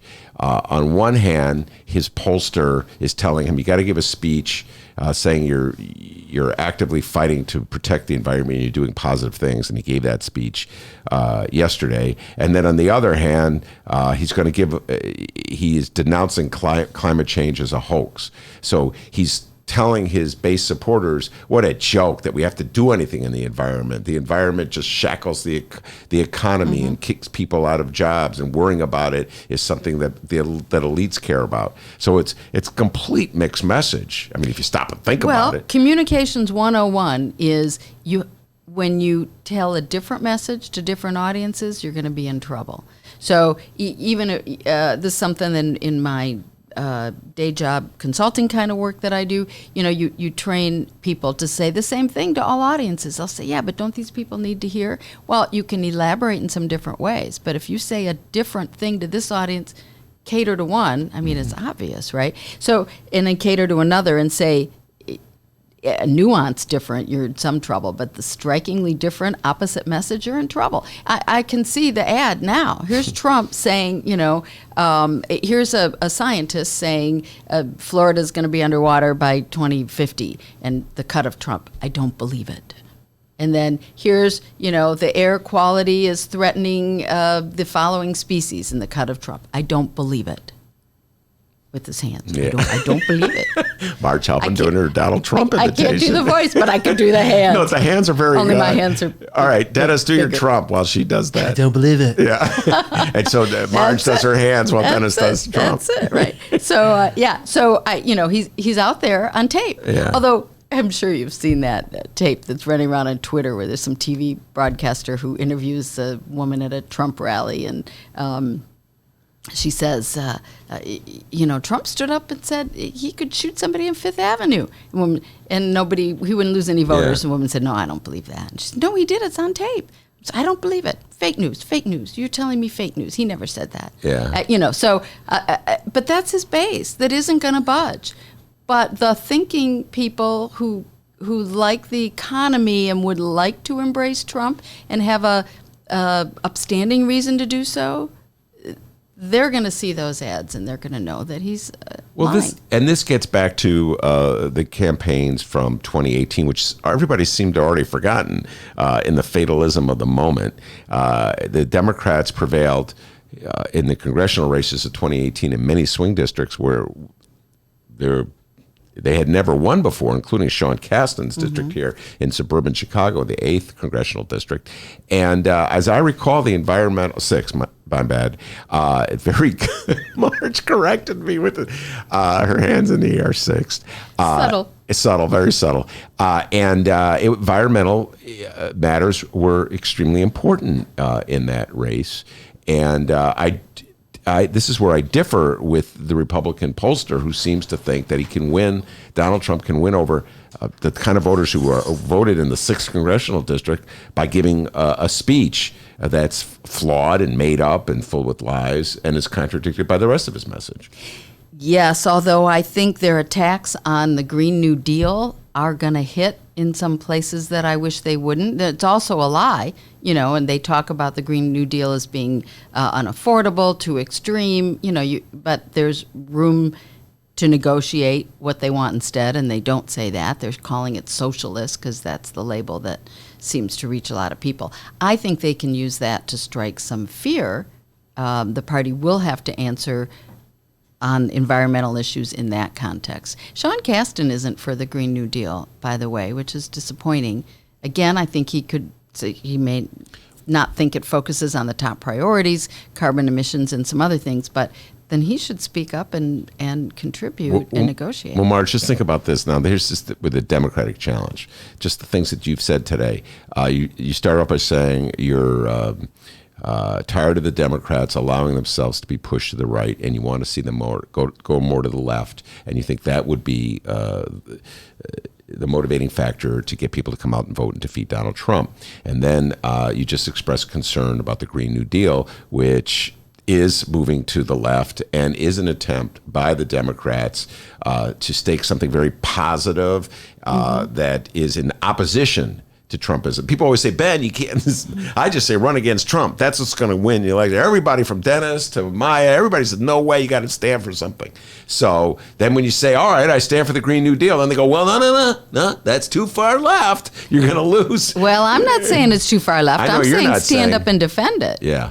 As a party. Let's defend it and make it what it needs to be. If you have other suggestions, let's hear them instead of joining the bashing, because I think that's... And we had at least one candidate, might have been de Blasio, on the debate stage, use the word socialist.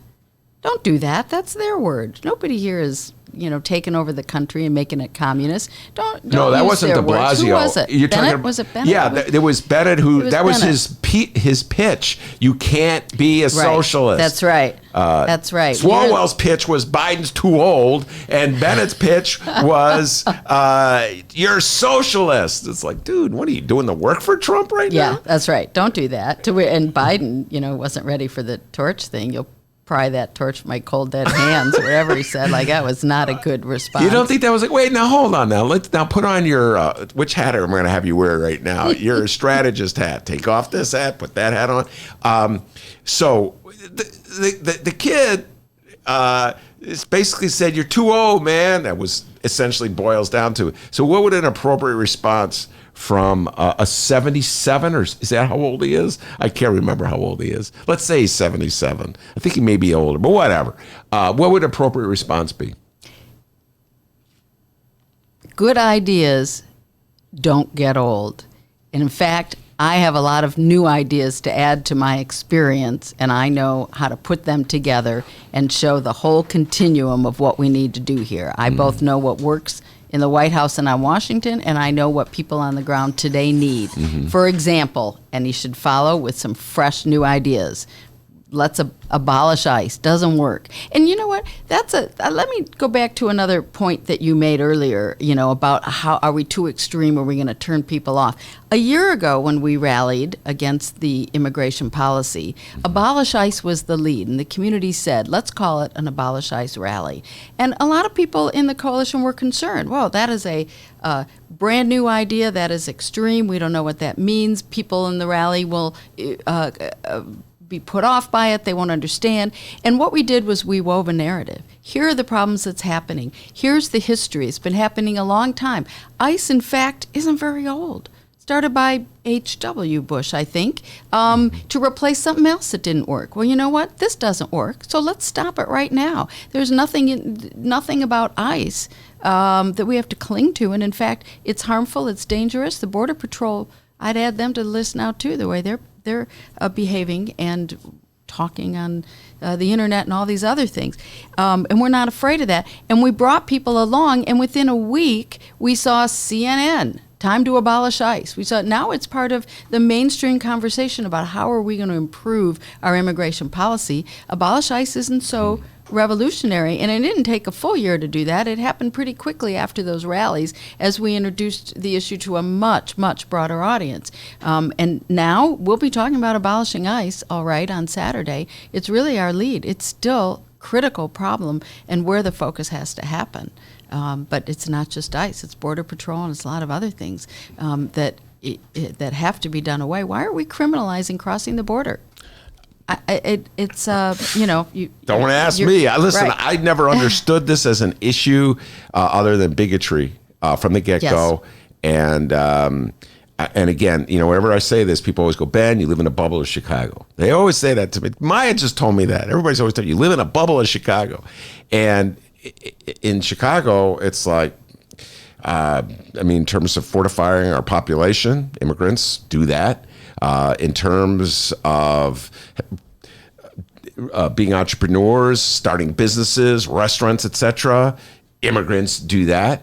They're hardworking, they're by and large, and they're law-abiding. That's my attitude about immigrants. That's just something. It's more than an attitude. It's statistically true. Yeah.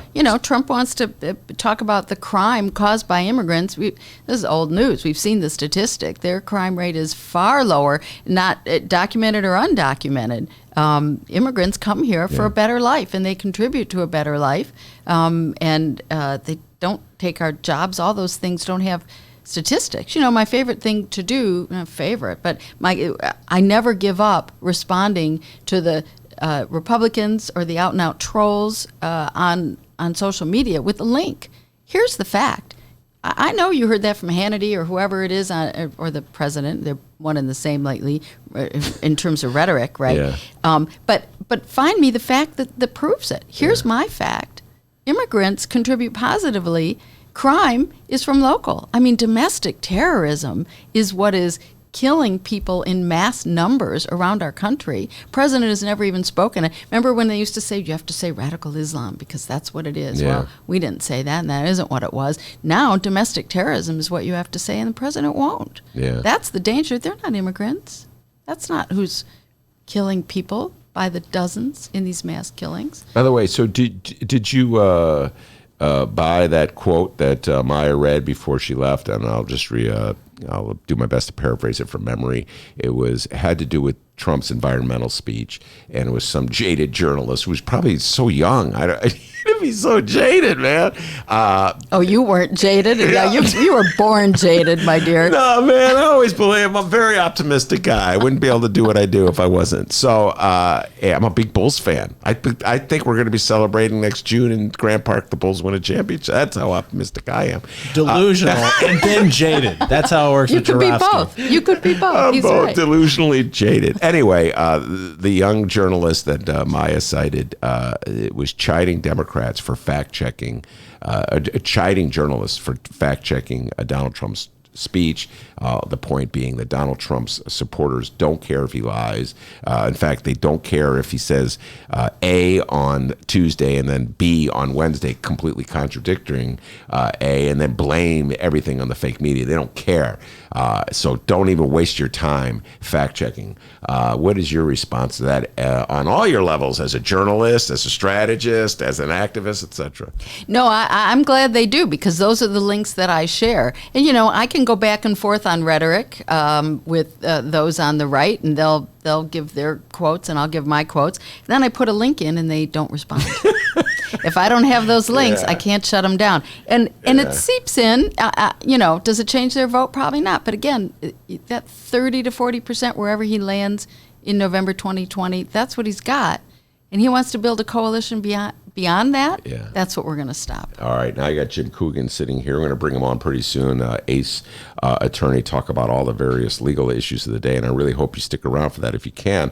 But before I do that, I have to ask you for your preliminary thoughts about the presidential race so far. I haven't really talked to you at all about the debates. I just presume you, as an obsessive political animal that you are, watched those debates, correct? Mm-hmm. All right, so what was your sort of general thoughts about the debates? I think it boiled down really fast to half a dozen probably. Biden still in it, no doubt. Biden, Sanders, Harris, Warren. You're gonna laugh, but I wrote down all the candidates because I didn't want to leave anybody out. But I'm not going to read them all to you. But Biden, Sanders, Harris, Warren, Buttigieg, O'Rourke, and Booker, and Castro. Even though Castro's dropped down to 1%, I still leave him out there in the mix. I think he did really well in the debates. Is he going to be president? I don't know. But I think he's going to hang out in the field for a while. And in the back of my mind, I think a lot about the mayoral race that we just went through. And you know what happens? Nobody has more. Well, Biden has 26. Sanders 16 in the aggregate poll. Harris 14. I mean, that's what happened in the mayor's race. No one had better than around 15%. And it was anybody's race to step up and grab. And that's exactly what happened. And Biden could well be in the Bill Daley space. He could have spent all his money and he could be leading, and he could be undercut by some coalition of Warren and Harris voters or some other combination. No, I can't remember, and I don't want to put words in your mouth. There was many Democrats have been giving me a hard time because I've had nice things to say about Marianne Williamson, and I can't remember if you were one of them. She's shaking her head. I can't remember if you were or not. So many people give me grief because, I kind of like Marianne Williamson. I got Kitty Kurth coming on the show at about 3:30, and she'll be defending Marianne Williamson to the hilt. What's your thoughts about Marianne Williamson? Well, I was going to say, I have good friends working on that campaign, the aforementioned Kitty Kurth among them. But I'm really looking at more heavyweight candidates that I think can amass more quickly. I think things, because of what I just said about the mayor's race, I think things need to boil down at a good clip. I'm not saying they have to boil down tomorrow to 2, but I think we do need to move along and coalesce behind some of the strongest candidates. You were the one. I think it was you who told me, who was the first to tell me about the Republican strategy. I had read it in the newspaper as well, to calling on Republicans to contribute to Marianne Williamson's campaign in order to keep her in the debates. Because somehow or other, the Republican strategists thought it was helpful to Donald Trump to have Marianne Williamson on that And stage. I don't know, I don't know that it was a Republican strategist, but I see it on Twitter. I think they're trolls. I'm giving $1 to Marianne Williamson so she can have X number of donors by the time to qualify for the September debates. It doesn't help her in the polls, however. So I don't think it's any organized, certainly not a GOP organized thing, but somebody who thought that the more disarray, the larger the group, whatever they think she represents would help muddy the waters further. Contrary, I think it supports what I just said. I think we need to narrow down sooner than later. Let's, by this fall, let's get serious and narrow it down. Let's not wait till the convention. We don't want a brokered convention or any of that. So I think that Republicans see that, and the more people who stay on stage and the more confused the lineup is, the more confused voters are, the better for Republicans if we continue to muddy and dilute the funding pool and all those different things. And I just think we need to get focused. Let's see where the supporters fall and move forward. Let's cut it down to 6, 4, 2. All right, that's Marge Halpern. One more time before we bring Jim Coogan on.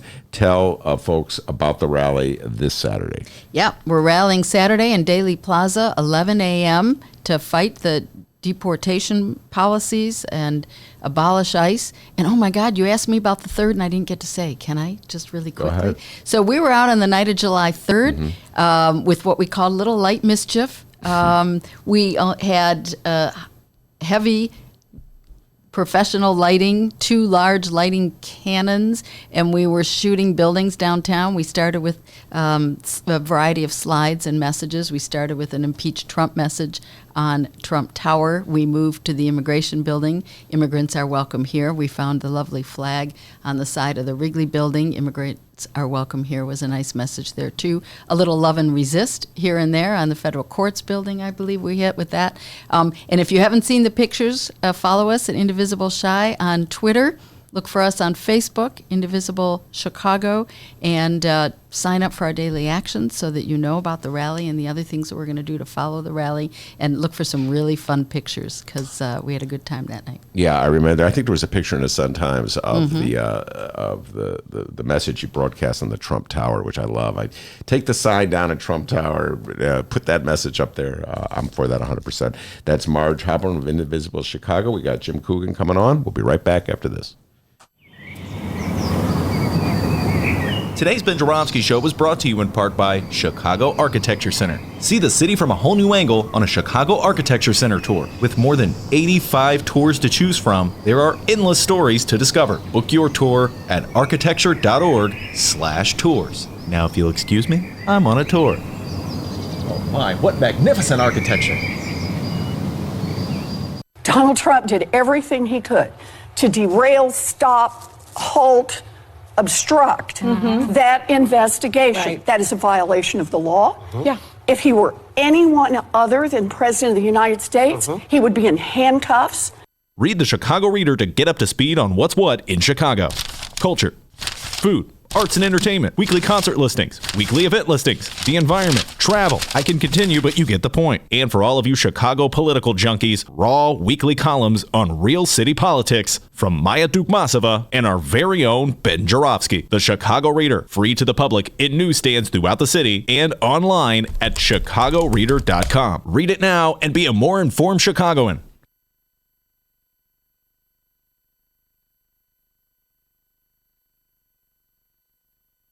Today's Ben Joravsky Show is brought to you in part by Green Element Resale. It's located at 6241 North Broadway in Chicago, and people, it is amazing. Furniture, appliances, lamps, books, clothes, electronics, so many things.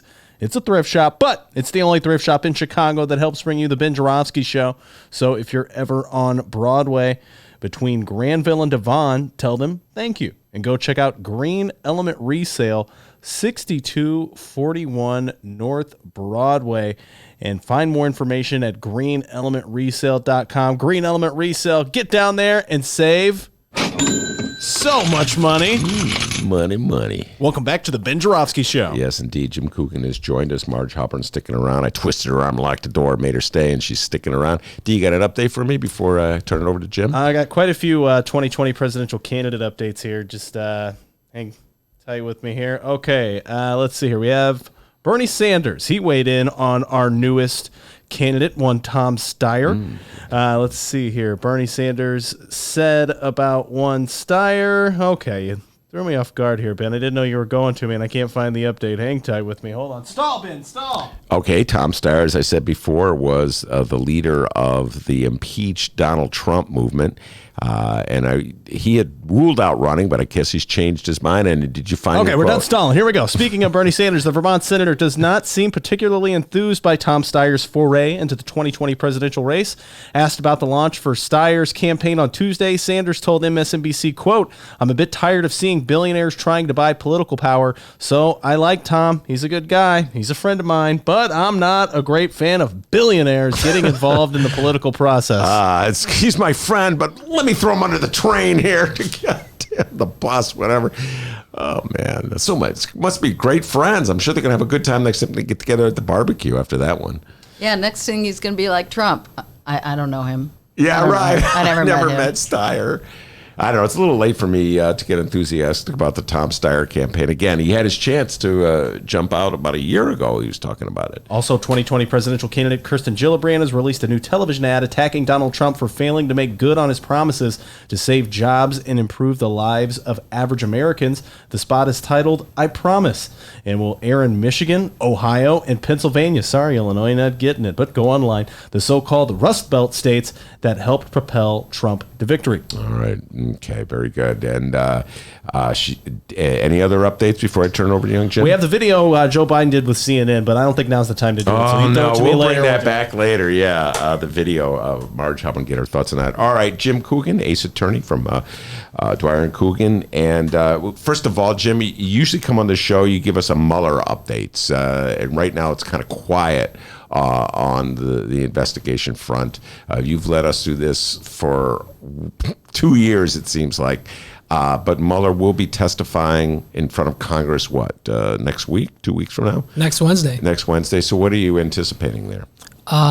Well, he made his own comments about it. He had his brief press conference stating that he will not say anything that's not contained in the report. However, I can imagine that the onus is on the congressional questioners to try to find a way to ask him questions that he may actually add some additional context or answer some why questions beyond the report in such a way that he actually might answer them. I mean, I guess we'll find out just how contentious it might be, or whether he'll just kind of default to just saying, well, it's in my report, or, I would refer you to my report. It could be that boring. My recollection of seeing prior testimony where he's been before Congress, because he has been, he was director of the FBI for 12 years, I think, so, or maybe longer than that. He's not a dramatic witness. He doesn't go for showmanship in front of congressional inquiries, so I suspect it could be very simplified, and he may want to keep it that way.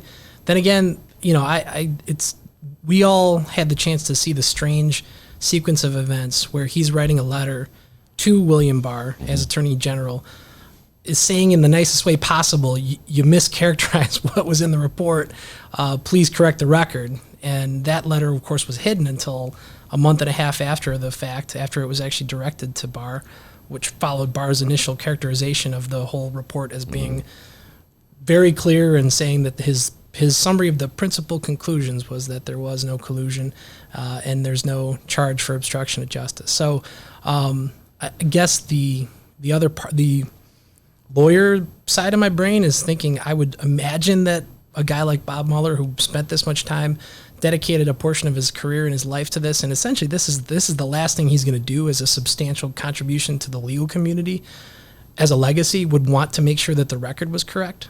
Mm-hmm. Well, this gets into the personal level here, and Mueller has definitely stayed away from this, and I'm kind of wondering about this, Jim. It's hard to know what's in his brain. I mean, you can't predict that, but he's been vilified to a certain degree by Donald Trump. His report has been distorted by Donald Trump and his old friend, William Barr. He is, 70-something years old. This is his legacy. Mm-hmm. I mean, this is what people will remember, if they remember him at all. Isn't there? Don't you think there's just got to be a part of him that says, you know what? F you, I'm taking you down, and you want to trash me, I'm going to come after you. Now, I know this completely contradicts his behavior up to now, his by-the-book behavior. Everything is so scripted in terms of what he has to say. It's almost like reciting something that was written ahead of time. But don't you think there's got to be an element in Mueller that just wants to strike back? Almost the way, not comparing Mueller to Cohen. We talked about Michael Cohen's testimony when he let Trump have it. Seems like years ago. But do you think there's a possibility of such a response? Well, now there's a contrast in character when you want to set up two lawyers. Yeah, well, certainly displaying the wide variety of character in the types of people who become attorneys and the way they behave once they do. And they're both Republicans. True, that's true. That's something that seems to consistently be forgotten in all the distortion. About Mueller, About Mueller, about Jim Comey, about all these other Republicans who apparently are part of some vast conspiracy to take down the president. So, I can imagine there's actually probably a fascinating tension inside of Robert Mueller here. You've got a Marine. You've got a guy who's always been a by-the-book, procedural person who is dedicated to his, oath to the Constitution, dedicated to his country, but also a human being who, he's been blasted in ways that are completely unfair. And if nothing else, it's not like he decided to go out on a lark and just start investigating the president. He was given a special responsibility, which was pursuant to the rules that he believes so strongly in as part of the Justice Department, and they're the rules. So he went out and did what seems to be an extremely thorough job, and yet is it has not been fair, the characterization by any part of the right-wing media or even from the president, which in this era, it's like we're all done being surprised by that. But to think about that, just to step back for a second, this is the president trashing someone who dedicated his entire career to the United States of America. I mean, he was in private practice at some point, but he served in the military. He worked for the Justice Department. He worked for the FBI. I mean, that's on some level that should offend everybody, but... The list of what Trump does that should offend somebody is longer than my arm and yours together. Well, this is why I continually go around saying, and everybody disagrees with me, I believe the number one issue for the Democrats in the 2020 election is Donald Trump. He is utterly offensive. And conventionally speaking, I know you don't want to talk about the political issues here, but Marge, you're here. I'm just saying, conventionally speaking, an economy this strong would work in the favor of the incumbent president, and yet Donald Trump's unfavorables have remained high. He is disliked by a strong... We always concentrate on the people who love Donald Trump and will follow him wherever he goes, but the polls show there's an equal amount, if not more, people who despise him. So that's why I continually say, Mueller represents, to your point, sort of this type of a great American hero, who was a Marine and has always been, Dudley Do-Right. And Donald Trump is the exact opposite. He ducked the war when he had the opportunity. He had bone spurs. I don't know what it was. Maybe his toe hurt. I can't remember. So I just believe that this is part and parcel of a larger message that the Democrats could get. You just made the case for not doing it. Everybody knows Trump makes the case every day. We don't have to keep repeating because it's out there. It's out there in social media. He's on TV. He's on the news every night. Everything he says is followed, documented, fact-checked. We can use those links to document that he's lying again and again. The list of lies. Who is it? Amy Siskind, I think, who keeps a weekly list of his weekly lies, and it's crazy long every week. It's out there. We don't have to do that because he is putting that story out for himself. Everybody sees it. It's beyond. It's beyond all the wishful thinking that he would just stop tweeting, that he would act presidential. All those people who, when they voted for him the first time, had all these hopes that he would shift his personality. They know now. Yeah. You don't have to remind them of that. What you need to remind them of is how much better it could be, what our true values are, what we stand for, what our country looks like when we take care of the people who need our help the most, not the 1%, the Warren wealth tax, which I don't think is well named myself. Again, didn't ask me, but basically you tax people who make $50 million a year or more, $50 million, and that's who declare that on their taxes. So, whatever deductions, whatever else they've done, they still got $50 million left. 75,000 families, she estimates. You tax them with the wealth tax, 1% tax, and it's enough to fund pre-K for all. It's enough to fund fair wages for those who teach in the pre-K for all, and it's enough for free college. Whether you think everyone needs free college or not, those 75,000 families don't. I hope they don't get free college. But those who need it will get it, all funded by a simple, so those are the things we need to talk about. We can do this in our country. You know what Trump can do. He's done it and continues to do it. We don't need to talk about that, Ben. All right, everyone. One more person to the list, Jim Coogan. Oh, it's bigger than Trump. All right, speaking about issues that I don't know if this is for Trump or against Trump, I just know it's an abomination. Jeffrey Epstein. I cannot believe, I shouldn't say this, Jim, but I cannot believe that this guy got such a pass in Florida, of all states, which is supposed to be so tough on law and order. You talk about the utter hypocrisy, the double standards in our criminal justice system. Just help folks out. Give a little summary on what the Epstein case is. And please include answer to one other question, if I can interview for a second. Like, what can we do about Acosta? All right. Include that at the end when you get there. Very good. Sure. So the basic background is very wealthy hedge fund manager guy, has property in Florida, has property in Washington or in New York, and I think in the Virgin Islands and maybe some other places. In the late 90s, early 2000s, I think it had been going on possibly longer than that, but it finally got on somebody's radar that he had engaged in what became kind of a network of sexual exploitation and human trafficking and his own sexual abuse of women, but minor women. And the way that they would go about doing it is they would lure people, young women, 14, 15, 16 years old, in to give them massages, and then that would lead to forcible sexual acts. So there were charges brought, or there was an investigation happening in West Palm Beach, Florida, home of Mar-a-Lago in Florida. And the local cops had a concern that the local prosecutors at the Florida county level prosecutors might get railroaded by an extraordinarily wealthy guy who could buy all the brilliant and connected legal minds that you could buy. So they brought this to the feds, said, you guys make the case. And we think this might be a really big case. There may be a lot going on here, because they started to realize that Epstein was using victims to then recruit more victims, and that this was a compounding thing, and that he had all kinds of, he's got private parties and islands and jet flights to who knows where. So there were a lot of dots to be connected, and they figured there were two good reasons to bring this to the feds.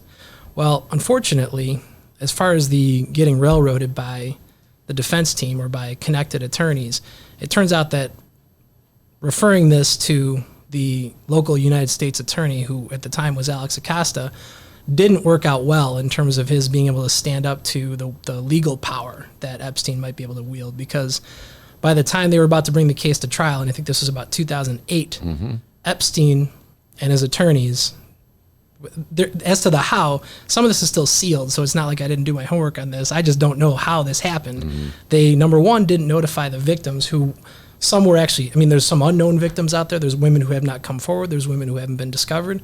But there were some who were ready to testify, and they would have testified. They were the on-the-record victims. Didn't notify them of the deal that they were reaching. And the deal itself was appalling in terms of what he actually was allowed to plead guilty to in exchange for a promise not to prosecute and an exoneration of any federal charges related to the underlying crimes. What they had him actually plead guilty to, instead of sex trafficking or rape or any of those kind of charges, was a state-level charge for solicitation of a prostitute, which, by the way, there's kind of this little asterisk I would mention. That is essentially labeling young women who are victimized as prostitutes, because they were paid money. I don't think that this was I think we can all assume, number one, it would be illegal in the first place. You can't enter into any kind of agreement with a minor on something like that. So it wasn't voluntary. But also saying that they did this for money, like they were willing participants in this for the money, that's almost like, I don't know, beating up the victim for no good reason. Almost about that. That's exactly what it was. That's exactly what it was. And he didn't bring prostitution charges against those young women, did he? That's right. Or any charges against any of the other people that I think there were other associates of Epstein's that were involved in this network of his. So to add insult to injury and more injury and more injury, on top of all those other things, the actual sentence meant He was sentenced with 18 months local, like he would do it in a county jail. The county jail arrangement was such that he got to go on furlough on a daily basis to go conduct whatever business activity he wanted to 6 days a week. He just had to sleep at the jail. And it got reduced to 13 months, or 12 or 13 months that he actually served. So, in summary, it was one of the most appalling miscarriages of justice that you could come up with respect to some kind of sex trafficking situation, including, obviously, the fact that this is something that would only be available to someone with power, wealth, and connections like Mr. Epstein had.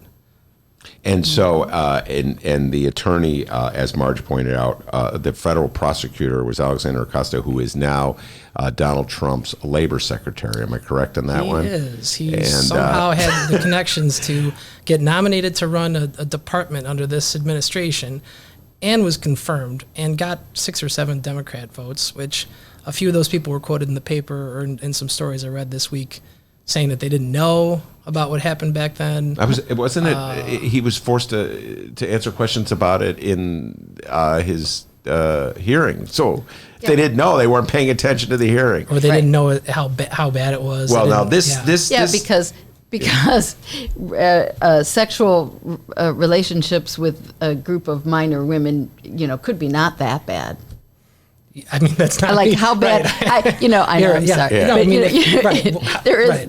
I'm with Ben. How could they not know? And that's a pretty lame excuse today. Yeah, it's a terrible excuse, and this isn't a legal question, Jim. But this is classic what I call Bidenism, and I go back to the Clarence Thomas hearing where Democrats bend over backwards to be accommodating to Republicans on the notion that that's the bipartisan spirit. And so, okay, out of respect to the president, I'm going to vote for his labor secretary. I don't even know how this guy is in any way qualified to be the labor secretary. Right. If that's just number one, even if he has like anti-labor attitudes. I mean, he's a prosecutor But again, we're going to use our energy where it's best fit. So he's unqualified. We don't get those votes, but how do we get him out? I do see on Twitter there's a general thought that he's vulnerable.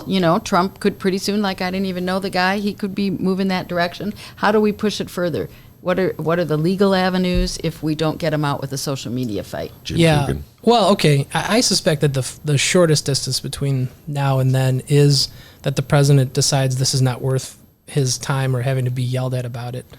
Because I don't know what his personal tie is to Acosta. Like, I'm sure it's through other people, so it's not really his guy. Not to mention, he would sell out anybody if it's convenient for him, except for maybe like 4 people that I could think of. I can't. Who are those 4? His wife, his daughter, his son, and his son-in-law. I would take the wife out of that sentence because one of those sons you didn't count. You didn't count one of the sons already. So I don't know. I feel like that's subjective on a day-to-day basis. Yeah, it is subjective. It varies day to day. But go ahead. Well, there's calls for you can impeach cabinet members. We talked about that before with possibly trying to impeach William Barr. You can, and that's really it. I mean, unless he decides to resign on his own, he's either asked to submit his letter of resignation. Otherwise, there's never been, number one, there's prosecutorial immunity. So anything he did as the prosecutor, even though the victims have since brought a lawsuit against the government for violations of the Victim Rights Act that they weren't notified that there were problems with this prosecution, that doesn't come to him, like that doesn't inure to him personally. And it doesn't disqualify him from being a cabinet member, especially because he's been confirmed. That's kind of like the gold bracketed protection that he has now, is that he is a confirmed labor secretary. So, other than actually starting some inquiry, which I think if they did that, I would imagine that somebody's going to force him to get his resignation I believe papers there ready. is one. Now, this was my next question for you. Because didn't Barr at one point recused himself from it? Yes. And then he unrecused himself after apparently talking to the president. He doesn't like recusals. Wait, Barr, I missed that part. I think I saw something about that. Is Barr that on worked for this the law case or is firm. that on something else? Am I mixing up? I think, I think it was very convenient for him. He searched real fast and realized, oh, wait a minute, I used to work for Kirkland & Ellis. That is correct. I don't get to say anything about the prosecution in New York. I think he was very happy not to have to say one thing or the other, because this way he can step out of the way and not look as if he's getting in the way of that prosecution, which he doesn't. He cares more about putting federal judges in who are going to trash the Constitution without people realizing it. He doesn't want to stand up for sexual predators if he can avoid it. So in this situation, I think it was very convenient so that he could let Berman, the U.S. attorney in the Southern District of New York, bring these charges without having to say yay or nay one way or the other. That's correct. So that was So his, that that's was his the part recusal. that he recused himself, He- not he about Being Acosta. William Barr, just so people follow this, Yes. the Attorney Yes. General of the United States recused himself on this matter on the grounds that he worked for the law firm that used One of to, the defense attorneys that was involved with Jeffrey Epstein. Right. But now he's back in. Now he's unrecused. So could he put his thumb on the scale and help Epstein? Well, I thought- or just keep Trump out You're of saying it? Barr is unrecused with? Oh, I they missed brought that. the Yeah, he charges, recused so- and then he unrecused himself. I did not see that part. That happened while I was riding my bike to If, work uh, today. yeah, I mean, the charge has been brought, so the only Yeah. way he could put his thumb on the scale is perhaps to influence another, plea agreement of some kind, because something is going to come of this. Epstein is in custody right now, Yeah. and I think to some people's satisfaction, not the kind of jail situation where he can just come and go as he pleases. And yeah, he did not get bail. So he's not going to be walking out, leaving anytime soon. Yeah, I think Marge has the update right there. Yeah, so he unrecused himself. All right. So he found that he consulted with ethics officials and decided he does not have to recuse himself anymore. I think ethics officials like the president, who is the renowned expert on government ethics these days, who's the only expert who counts. The Justice Department doesn't work for us. They work for one person. And They when work he for says, Donald "Get John back in Trump. there." Yeah, he back there, and Barr said, "Yes, sir, boss," and he's unrecused That's what himself. I think happened. Well- But Acosta, there is no investigation into him. I mean, the only way you'd have the only type of investigation that would remain is something into his professional license as an attorney, which I don't know what the statute. I don't know if it's under the Florida rules, because that's a state that he would have been practicing in at the time. I'm not sure how long they can do anything like that. Somebody would have to show what was unethical about it. So it's kind of a different question than criminality or civil liability. It's whether you did something that violated your ethics as an attorney. I think that he would just say, look, this is the deal I did, and prosecutors have a pretty wide latitude, even if that can invite bad judgment. That's Jim Coogan. Marge Halpern's in the studio as well. We're going to take a break and be right back after this. Today's Ben Joravsky Show was brought to you in part by Chicago Architecture Center. Get to know your city on one of Chicago Architecture Center's 65 walking tours. Hear the unforgettable secrets and stories behind Chicago architecture from our expert docents. Book your tour at architecture.org/tours. Now, if you'll excuse me, I'm actually on a tour right now. Oh, wow, look at that building. Get a special discount for Illinois residents from July 15th to August 15th. All Illinois residents get 50% off select walking tours. Visit architecture.org/IL-resident. Our friends at the Chicago Sun-Times are offering you, yes, you, our listeners, an exclusive deal on unlimited digital access to all of your favorite stories. Unlock every feature, video, and podcast, just like the Ben Joravsky Show, by signing up now for a digital subscription. I can talk. For a limited time only, you could test out digital access for only $1. Seriously, $1. There's no reason to not give it a shot, all right? So stay up to date on breaking stories, get the deep dives and investigations from Sun-Times reporters, cheer for the big games, and with the best sports team in the city, and go deep inside City Hall with best-in-class political reporting. $1 for your first month. You really can't do better than that. Go check out the Chicago Sun-Times. Cirque du Soleil's Big Top comes back to Chicago with its latest show, Volta. Venture into a captivating voyage of discovery inspired by the adventurous spirit of freedom, where a surge of action sparks a high-voltage journey. Volta. Playing May 18th through July 6th under the Big Top at Soldier Field. Tickets at CirqueDuSoleil.com. Volta thanks their partners Hennessy Black and Champagne Nicolas Fayette.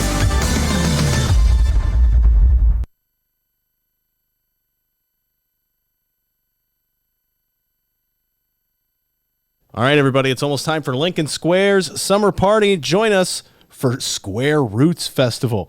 It's a local festival featuring neighborhood food and regional craft beer, as well as unique and exciting market vendors, while over 50 bands and artists from around the world entertain on 4 stages. I guarantee Ben Joravsky's never heard of any of 50 bands. I guarantee you're right. Your donations support Lincoln Square, Ravenswood Chamber of Commerce's free concerts and farmers markets, and Old Town School of Folk Music's financial aid programs and outreach programming. It's Square Roots Festival this weekend, July 12th, 13th, and 14th. For more information, check out Square Roots Festival online. Just Google it. That's all you got to do.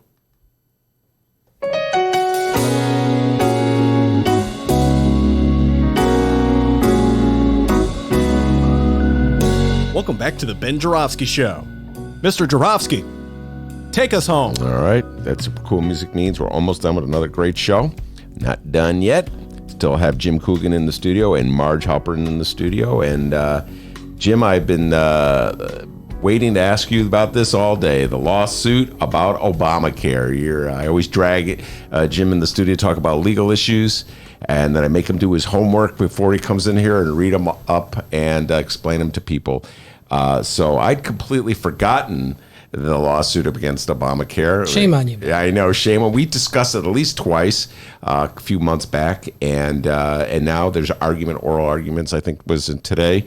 So just help people out a little bit. Summarize what's going on with this one. So this is a great. I'm sure Marge could take this and run with it. This is a great reminder that even what you might think is settled law, and what you think what most Americans probably assumed has been affirmed by the Supreme Court, because it was, in terms of the Affordable Care Act and the things about it that most Americans like.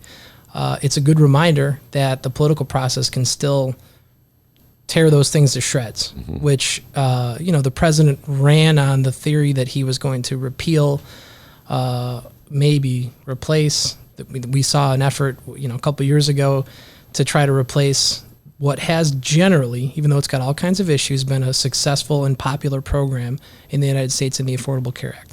So, as you and I have talked about more than once, there's never been a sincere effort to actually replace this law. But the most important thing for Republicans has always been that they could run against it, because the name was unpopular, even if people were happy about having their pre-existing conditions protected, which, just to remind everyone, would mean you could get rejected from having insurance at all, or have certain things not covered at all, or be discriminated against and charged more and have to pay higher levels out of pocket for conditions that you had before you had a certain insurance policy, which it's a very complicated thing if you go back to the old system where you're sort of stuck with, maybe you have to stay at a bad job because you can't change insurances. But putting that aside for a second, the jeopardy for the Affordable Care Act came when the Trump administration and the Republicans in the House and Senate passed the tax bill in 2017. It was the end of 2018, right, when they passed it. What that did was it took away, when the Supreme Court had actually passed and said that the law was constitutional back in 2012, their rationale was Congress has wide latitude and broad powers to tax, and therefore the penalty for not having insurance and the requirement, the quote-unquote mandate that individuals buy insurance if they don't have it, well, that penalty was a tax. The tax law said you don't have to pay it anymore. So that gave the opportunity for Republicans to file a lawsuit saying that this law is now unconstitutional because the rationale no longer existed, or at least it's based on something that doesn't exist anymore, that being that this penalty was a tax. And so they filed it in Texas with the intent to get it before a judge, I think his name was O'Connor, hoping that it would get on his calendar because they expected that he would be a sympathetic judge to believe this argument and to rule that the entire act is therefore unconstitutional. He did, so that's done. And now that has been appealed, and at the federal level, you've got district courts, you got the appellate circuit court, and then you got the Supreme Court. Those are the 3 levels. So right now, it's before the 5th Circuit, which covers Texas. And today was oral arguments on this issue.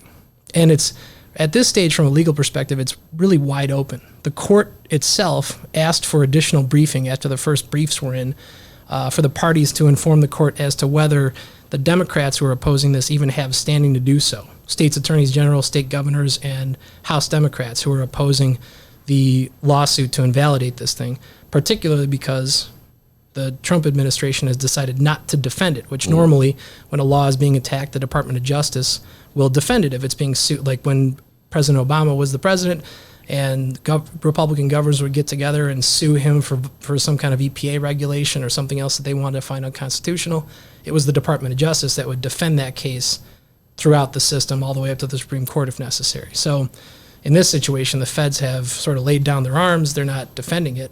So that's where Democrats stepped in. So even the standing question is up for grabs. So it's anybody's guess where this could go. Could be affirmed, could be denied, could be that the lower court's decision is vacated altogether. It's kind of a grab bag of possible outcomes at this stage. But ultimately, you'll go to the Supreme Court. I would think that no matter what ruling comes out of this, that both parties, either side of it would have that decision looked at by the Supreme Court. Again, they don't necessarily have to take that case. It depends on what the outcome is at the lower court. Depends on what the coalition might be, what the straw count might be at the Supreme Court level, which brings back this recent phenomenon of Justice Roberts being sort of the front man for trying to continue to maintain the appearance of legitimacy for the United States Supreme Court. That would definitely come into play with a case on these merits. So, Marge, how does this play out politically? I mean, Jim's laid out the legal arguments. This is also very much a political fight. Oh, totally. I mean, we ran on it in 2018 pretty successfully and didn't hurt Hillary's case in 2016. But in 2018, we won on health care in a lot of districts. Those districts we flipped. Lauren Underwood and a lot of other candidates, Betsy Londrigan downstate here in Illinois, but a lot of candidates nationally who won say that they launched their campaign in their homes when they watched all those old white men celebrate taking away our health care. And when I say our, I speak for women because we're particularly vulnerable on a healthcare front. And women don't have the earning power of men, don't have the ability to get the kind of jobs and stability that give you solid employer-based insurance. So women are more vulnerable than men, and they protect often single moms with children statistically have more family to be concerned about too. So, but it's a problem for everyone. I think you're right about people who stick in bad jobs because it gives them insurance, and at the same time, people of a certain age who might be ready to retire or to work part-time and take hourly jobs maybe and don't need a full salary, they need the insurance. I can take me more than one hand to count people I know who are working only for the insurance, not to mention the people who can't get jobs and get insurance. The statistic I heard yesterday, the majority of hourly wage workers, and I don't remember the exact number, 60-something, report that their wage fluctuates, their income fluctuates month to month by as much as 30%. Now, how are you going to cover your insurance policies when your wages, your family income fluctuates 30% month to month? And that's hourly workers. $15 an hour isn't even going to do it for them. So you look at what a house of cards this economy is and the underpinnings of insurance, which isn't even that great. Yeah. It's expensive still, but we get it. We're covered. Well, you were talking before. I was on the way over here listening to you guys talk about this environmental speech. I didn't actually hear it, but I guess it was something that you were going over this earlier in the show a couple times, where the I think must have been Frank Luntz polling about just go out and say something about it, right? But so here would be a perfect issue where whoever it is, whether it's Senate candidates trying to unseat Republicans or hopefully there's more House seats to be flipped in this country, and especially the 2020 presidential candidate, you can't let the Trump messaging get away with just the veneer of you're going to have great health care. Don't worry, it's coming. I mean, they need to hammer home the idea that I'm sure you're right that in 2016 it didn't hurt Hillary Clinton in her run to become president. But also, I think there were people who just did believe the notion that Donald Trump, because he just said it, that there would be some kind of a replacement. Well, now you've got a track record. Now it's going to be 3.5 years plus and nothing, no serious proposal. And even the attempts to repeal didn't work. But even when they were attempting it, They never actually gave you anything, so they can't stop reminding everyone that you will lose protections for pre-existing conditions. You will have to pay more for your deductibles. There will be, even the lifetime cap thing. You think about the few people who have catastrophic injuries, the kind of people I represent sometimes. That's a forgotten little footnote in this book. The ACA made it illegal for insurance companies to say you only get $5 million of insurance coverage for your life. And that's it. When it runs out, you have no insurance anymore. That's not legal right now. But they'll go back to that if this law is invalidated. It's things like that they have to keep reminding people, like these are the actual economic issues that you have to care about, that you will lose them if they're able to repeal this law or replace it with something that I can only imagine would be much worse. By the way, Jim, when I just thought of something, if the Trump, it's like you said, the Justice Department has laid out its sword in this case, who are the defendants and who are the plaintiffs? I think it's basically the Republican governors / attorneys general are the ones who've sued to say that this lawsuit is this law is unconstitutional. Democrat attorneys general had to step in and defend it. The Democratic Attorney General of the state of Texas. No, nationwide. Nationwide. So all Democratic Attorney Generals are the ones that are keeping healthcare alive in this country at this stage. And I think that the House Democrats, whatever counsel they hire, I think there's some format of having attorneys on their behalf, have joined in that. So like Kwame Raoul would be one of the attorneys general who's defending this case. I think, Marge, that would be a winning issue for the Democrats. No doubt in my mind to end this show on that point. I do believe that would be a winning issue.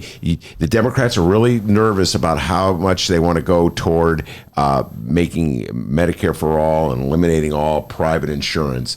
There's Democrats come into the studio or both sides of that issue cautioning me, Ben, you're going too far. Don't push for Medicare for all and take away private insurance. Trump will use that to get reelected. But I think that Democrats stand united, and it's a good issue. If you just blow up Obamacare right now, it's effectively going to put how many millions of people out of insurance? And it'll destroy this economy. I have no doubt it'll destroy the economy that he thinks is running so well. It's going to take all these families, many of them baby boomers, aging baby boomers, who are working only until they get Medicare, but in the meantime, no other options, or people who are self-pay until they get Medicare. And as I said before, the hourly wage workers, families, the lifetime cap is a great point. You think about, I have dear friends whose daughter diagnosed with cancer at age 16. They're hitting they're going to hit their cap pretty fast. A family who has two solid earning parents and did a GoFundMe to help cover insurance and things that weren't covered by insurance. Yeah.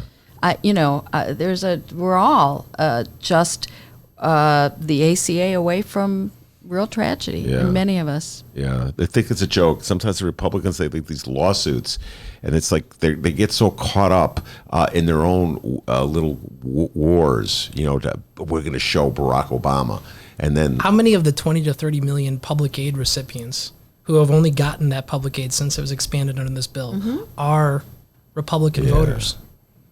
They're their own voters. I mean, who are you representing? All those coal miners they never put back to work. Right. Because those jobs aren't coming back no matter how much you hope. They're depending on ACA.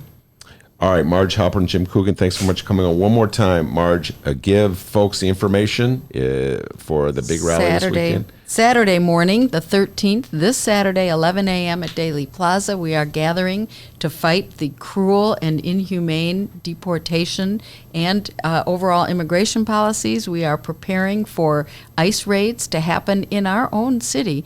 What's happening in the border, clearly inhumane, disgusting, and a crime in itself. But what's about to happen here in our city when those raids are unleashed really is a streak of terror that's going to hit our city as ICE comes through and tears families apart right here in our own city. So please join us Saturday morning at Daley Plaza, a coalition of 40 community groups who are working to protect immigrants and support true American values, immigrant families like our own who make this country better. Daley Plaza, 11 a.m. on Saturday. Thank you very much, Marge Halpern and Jim Coogan. It's always a blast having you in the studio. Thanks for coming by. I want to give a shout out to Leah. She did a great job, as she always does. And of course, the man, the myth, the legend behind the board, the pride and joy of Alton, Illinois. And you know, Jim, what they call him down in Alton, don't you? Tell us again, Ben. White Lightning. Yes, indeed. Dear D, give yourself a raise. Take it out. You didn't even say his name. My You are name's so Dennis. excited. Man, call him Dennis. I'm That's what they Dennis. call him. No, they call him White Lightning. I swear to God, it's true. Anyway, give yourself a raise. Take it out of petty cash. See you tomorrow, everybody. Hey, and remember, you can download previous Ben Joravsky shows at both Chicago Sun-Times and Chicago Reader websites, chicago.suntimes.com/Joravsky, chicagoreader.com, and wherever else you download your favorite podcasts. Hey, downloaders, you know we live stream this show, right? It's true. Tuesday through Fridays, 1 until 3 p.m. Central Time at both websites, chicago.suntimes.com/Joravsky, chicagoreader.com. Find us on social media at Benny J Show, BENNY, the letter J Show, BENNY, the letter J Show, on both Facebook and Twitter, The Ben Joravsky Show on Instagram.